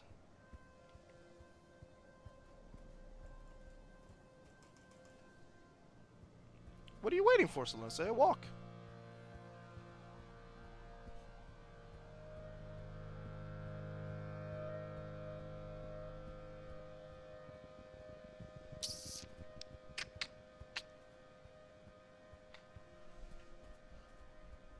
There's our Hop by friend. Hop Solo! We get Hop Solo upgraded all the time, and we just don't actually, you know, train him. We don't use him. We don't equip him. I don't know how to get more slots, actually. I know combat might give you more equipment slots. Hey, Sim. Sim materializes out of the forest before you. Solenacea says gravely, forgive my directness, but you must come with me now. Places hand on his shoulders. Please trust me when I say I've done my best to argue on behalf of your kind. I hope only for the continued survival of humanity. Ominous. Crouches down to slide into a hidden opening under the roots of a tree. You follow, feeling strangely as if you're crawling into the belly of some animal. You emerge into a cave filled with a hum of strange machinery. A bank of ancient-looking control panels and a crystal tank of glowing liquid seem to have grown out of the natural rock. Mineral deposits for moisture trickling down the walls have reclaimed some of them. Sim leads you to a console. This is the array. He says, pressing what seems to be buttons. As I've explained, this body I wear is only a vessel. My consciousness, the person who I am, is stored in the array. I return to it regularly, storing my body in the regeneration tank while I back up what I've learned today into the array. Physical forms are prone to injury and death, Sim says quietly. Oh, we're at max friendship. Okay. It is temporary, but highly unpleasant. Therefore, the Overseer prefers to remain in the array. Sim directs you to the two weirdly fungal growths. Please take hold of these interface handles. You touch the handles and say... so the Overseer's a computer? Word software would be more accurate. A strange presence speaks in your hand. We're not saying that. Play cool. You can feel the Overseer pause, and a sensation in your mind that reminds you of someone clearing their throat. I am the Overseer, the voice continues. Speak for the gardeners. We will now show you what we are. I am ready. You have the oddest feeling of memories being inserted into your mind. First a trickle, then a flood. A civilization called the Convergent Domain once existed on this planet, over 20,000 years ago. In your mind, you see their dominion is stretched from pole to pole. Their farms and solar arrays glittering on the surface as their massive cities tunnel below. I already know about the domain. We are aware of that, the Overseer replies, his voice drawing your mind. We know most everything that happens on this planet. I am the Lorax, I speak for the trees. I am the Overseer, I speak for the Convergence. The Convergent Domain created the gardeners as their ecological control system, a vast network of artificial intelligences stored deep underground in a digital array. Self-propagating control towers and cloning stations were seeded, allowing a gardener program to take biological form, downloading a copy of its consciousnness into a host body created to suit the task's hand. You think of Sim, his body created to suit the task of befriending you? Under the direction of the Convergent Domain, the gardeners control the weather, the acidity of the soil, cultivated species in their farms, and the rapidly shrinking wild areas of the planet. The Overseer doesn't quite sigh, but you get the impression it would. Over time, the Domain nearly destroyed this planet. They didn't respect nature. Correct, the Overseer responds. They saw the natural world as an unending buffet of resources. The exhaust from their factories blanketed the planet, choking out sunlight and oxygen. They consumed too much, destroyed the planet's ecosystem, then fought bitterly over the remaining resources. Sound familiar? The last directive of the gardeners were given by the Domain was to repair the planet's destroyed ecosystem. The Overseer says solemnly. The gardeners tried, but it was too late. When the crops failed and atmosphere became too thick for sunlight to pierce, the Convergent Domain perished by the billions. The last survivor took to the sky in colony ships and never returned. You try to imagine a tragedy on this scale, but it's too enormous, too abstract to wrap your head around. The Overseer continues relentlessly, new thoughts flooding into your mind. Over the millennia, the gardeners took their task seriously. It takes little effort to render a planet inhospitable, but significant dedication to restore it. Under the guidance of the gardeners and the final directive of the Convergent Domain, nature at last reclaimed the barren planet. The gardener existed in perfect balance. And now your species has invaded it. We had nowhere else to go. Your kind had the option to stay where they were, the Overseer replies, the tone of its thoughts darkening. Do you think we have empathy for the Convergent Domain who fled on colony ships? The ones who selfishly refused to give their bodies back to the planet they destroyed with their pride? You chose to come here, the Overseer continues, and you chose to stay here. You could instead choose to die. You shudder involuntarily. Some Vertumnan species have a technique of future sight, which the gardeners harness to catch glimpses into the web of timelines. We see that you possess this technique too, alone in your kind. We have foreseen that humans pose a great danger to this planet. You are a monoculture, an invasive species. You throw our hard-won balance in disarray. Since arriving, you have shown nothing but a willingness to consume the planet's resources and replace them with more humans. We didn't even know you were here. You tell the Overseer their parents didn't know. They told you long-range scans said the planet was unpopulated. You get the impression the Overseer is scoffing at you. Is this an argument in your favor? That you would feel guiltless in destroying Vertumna's natural habitat? Yeah, that's fair. If there were no sentient species to claim ownership, the gardeners do not own the planet. We are the planet. Most gardeners would prefer to stamp you humans out like encroaching weed, the Overseer says without malice. Indeed, we have tried, using ecologically compliant organic methods. We are impressed at your tenacity to withstand these eradication procedures. The yearly attacks, the famine, the pollen, not random occurrences after all, of course, but gardeners' tactics to encourage the eradication of pests. Symbiosis speaks in defense of your kind, the Overseer continues, and took effort to convince us that you were sentient and capable of communication. You present us with a quandary. You come from the stars, refugees of a catastrophe of your own design, one that you are intent to recreate here, or on a planet which still bears the scars of the last time it was used carelessly. So we ask, what are we to do with you? We can change, help us. So we teach your kinds to be stewards of nature, the Overseer replies. Perhaps your children take up the mantle as well, and their children. But soon you are dead, as are your children's children. Generations pass. No one alive remembers the time the gardeners came to be to the humans and taught them the proper ways to live. And now there are too many of you to teach and your behavior to entrench. What then? Genocide? You guys are working on genocide anyway. Meeting. Whoa! There's silence in your head, and you only hear the sound of water trickling down the cave walls and the gentle hum of the machines. Eventually, the Overseer speaks in your mind one last time. For now, you may leave freely. We will consider this quandary, and we will be monitoring you and the other humans. You feel a strange pull at your consciousness as you remove your hand from the interface. There you have it. That is my boss. I am terrified. That is the correct response. That's why I wanted you to know the truth. He walks over. Oh, baby's got an augment. He walks over and runs his hand over the consoles. And now you know how to connect to the array, he says quietly. But you should not come here unless I am with you. Sim takes your hand and looks at you solemnly. When you interface with the array, you hold everything we are in your hands. It took a great deal of negotiating to convince my fellow gardeners to trust you with this power. Please do not trust this. Do not prove this trust mistaken. His augment. I am an AI construct. Okay. 10 minutes until the end of stream, huh? Okay. 15 if I'm counting there. But that's heavy for one like teenager to shoulder, if I'm being honest.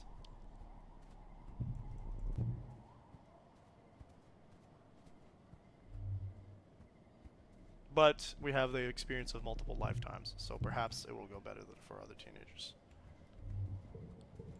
Utopia?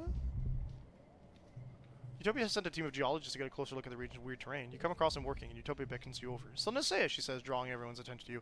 Solanaceia, come here. Everyone Solanaceia has been working this area a while. I'm sure they got plenty of information on what's out there. Geologists politely turn towards you and listen. Here's what we got so far, Utopia says, speaking directly to you. Judging from how the layers of sedimentation are broken up, this place used to be pretty flat before there must have been a ton of earthquake activity, ripping up the land and bringing up these huge ridges. We can date the quakes around the time a lot of these ruins were created, she added. And we're looking, but we haven't seen anything built after them. Like that was it for the old convergent domain. These broken up layers are the same across the planet. Something must sure happened about 20,000 years ago. Extra kudos in engineering. The what now? Utopia asks. I ain't never heard of that. She says in the geologists exchange similar looks. You explained that the convergent domain had this huge computer network and some of it's still running. It was used to study and maintain the planet. It might even be dangerous. Utopia doesn't look convinced. I'm not one to throw out a theory, but that's pretty far-fetched, Solanaceia. All we seen are ruins. She squints and thinks it over. Well, if that's true, maybe something went wrong with this array, and it overloaded all the solar crystals. Level cataclysmic disaster is the sort of thing that might end a civilization. I'm not mentioning some. Obsidian layer? You explained that below the sands, there's a thick layer of dark silica crystal obsidian stuff the convergent domain used. Utopia notes. Rat, you can see it in the striations, right? It's one of the major landmarks in the geological timeline. Obsidian and earthquakes are both associated with volcanoes, but there are no volcanoes here. Not even a fault line. It's just not natural. You set up a drone hive to measure the sediment layers along. Okay, cool. I got a bit of stress, but that's fine.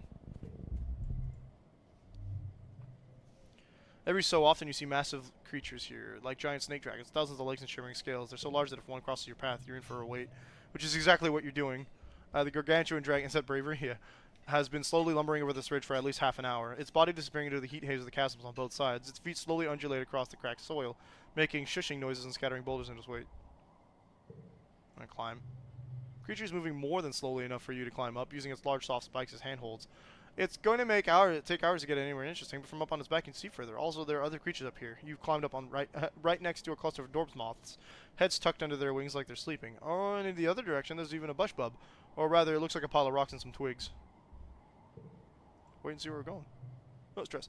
Centimeter by centimeter, the Goliath makes its way into the chasm. You feel the air grow thicker and less hospitable until the sheer density of the heat and drought make you feel generally concerned for your safety. You climb up the creature's back, segment by segment, until you're back on top of the ridge, then drop down on the other side. Phew, scary. I don't know if we could have saved some stress there, but...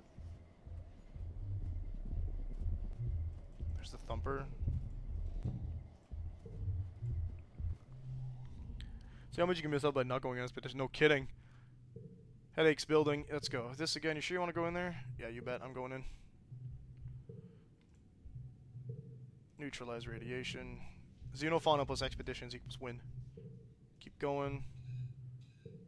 Try to explain it. Keep going. More stress. Mind over matter, baby. At the bottom of the hallway are more crystal panels on the walls. Many facets broken. Are they whole? The walls have crumbled and roots creep over everything, but also they don't.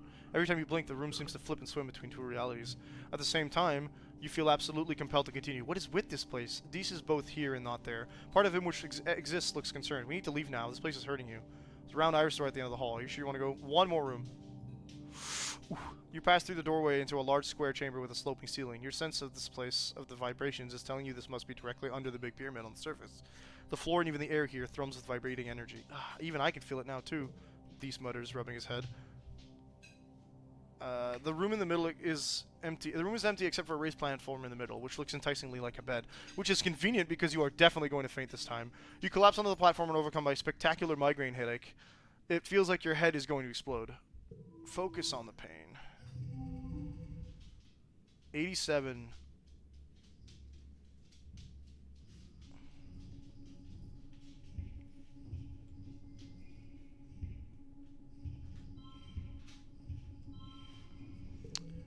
.21 isn't great, but it's not bad. We got a 9. We love a 9. But we can't do wild cards and that card.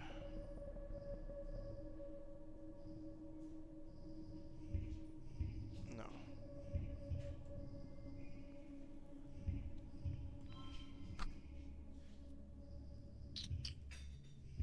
Actually, what if I did this? That would leave us with 39 for the next trick.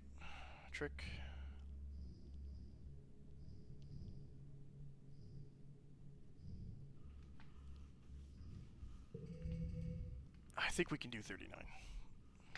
Oh, yes. Yes, we can.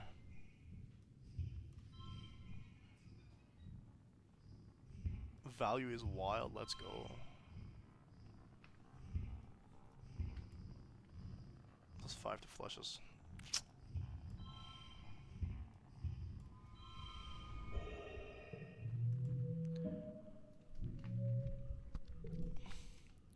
You slip. Holy cow! You slip into some kind of waking dream, layers upon layers of vision. Dees is your lover, or Mars, or Tammy. You're a boy and a girl, or both and neither. Young and old, a farmer, a hunter, a politician. You're dead and you're alive, and you've never been born. Time unravels before you, an infinite tapestry crumbling wherever you look. It's all very weird. It's pretty worth it, no kidding. You see the web of possibilities and understand what time truly is. It's all happening at once, and none of it will ever happen. It's only sheer chance that any one possibility comes into existence, not any intrinsic truth of the universe or fate. It's just a glimpse, probably over in a second, but a glimpse of an eternity you can hardly fathom. Then you see the wormhole, enormous in a starry sky. You look down and see yourself on a plateau, gazing up at it. You recognize the place, Gnarlwood Bluff, not far from the colony, alive with the phosphorescence of glow season. Then you seem expectant, as if waiting for something momentous to arrive, something that will change everything. The vision is crystal clear, and you feel in control in a way you haven't since you started having these visions. You know you must go there. 25 stress relief, nice. You wake up feeling refreshed. Your headache is gone. You're still a little dizzy, but the room has stopped spinning and has returned to one singular reality again. The vibrations have stilled. Deese's face fills your vision. Solense exclaims, Solense, are you okay? Let's tell him what happened. Include the juicy bits. He listens in awe and then in dejection as you describe your visions. Why didn't I see it? I was here too. I want to know everything. You tell Deese about how not only do you see all those visions, but that you believe they're real. You've lived them, some of them anyway. They're as real as the life you're living now. He listens intently, then nods. I believe you, he says, simply. You look at him in shock. He just reaches out and puts his hand over yours. I know what it's like when people don't. I'm not going to do that to you. You don't know what any of this means yet, but you're one step closer to figuring it out. You feel you've had just some kind of you feel like you just had some kind of mega prophecy, but it was too much all at once and too hard to understand. Could the convergent domain handle this kind of information? Could they remember past lives like you? Is that what this room, this observatory, is meant for? Oh, baby! The one thing you remember clearly from the visions is the image of yourself during glow season, standing in the top of the Gnarlwood Bluff just outside the colony, waiting for something. We're going home.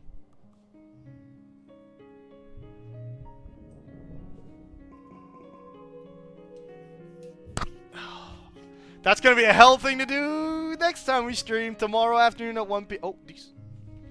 So we're going to save. Because we're done. We have to be done for today. But, no stress before we explore glow. Okay, we're going to try and fix that. We're going to figure that out. Because that's going to be wackus bunkus. Okay, that's going to be a while, though. So that's at the end of this year we're going to have to do that. Yeah. But for now, we're going to call it a day. We are done for the day. We'll be back tomorrow afternoon at... Wait, we'll be back tomorrow. I'm not sure what time. I want to say afternoon. Yeah, probably afternoon. Yeah, okay, no, definitely afternoon. We'll be back tomorrow afternoon, 1 p.m. Eastern Standard Time, with what could end up being the finale of this playthrough. And a good time with Exocolonist. But before we raid Roach, as has been demanded by the chat's, what's it called? We are going to talk about Operation Olive Branch. So Operation Olive Branch is a relief organization slash charity organization that collects funds to help evacuate folks from the Gaza Strip, to evacuate all the awful genociding that's going there. We don't like genocides here, so we want to support them. If you want to support them, you can donate to the GoFundMe link. That's the first link there, by donating $5 if you have more than $1,000 in your bank account, or $1 if you have less, or if you've already donated. Because I've asked you to. That's the minimum I asked for. We got to keep talking about it, so we talk about it every stream. And yeah, so it has been deemed that we are emptying the swear jar into Roach's subscription box. So stick around for a raid. We're going to be raiding Roach. And yeah, I'll see you folks tomorrow afternoon. Free Palestine. Peace out.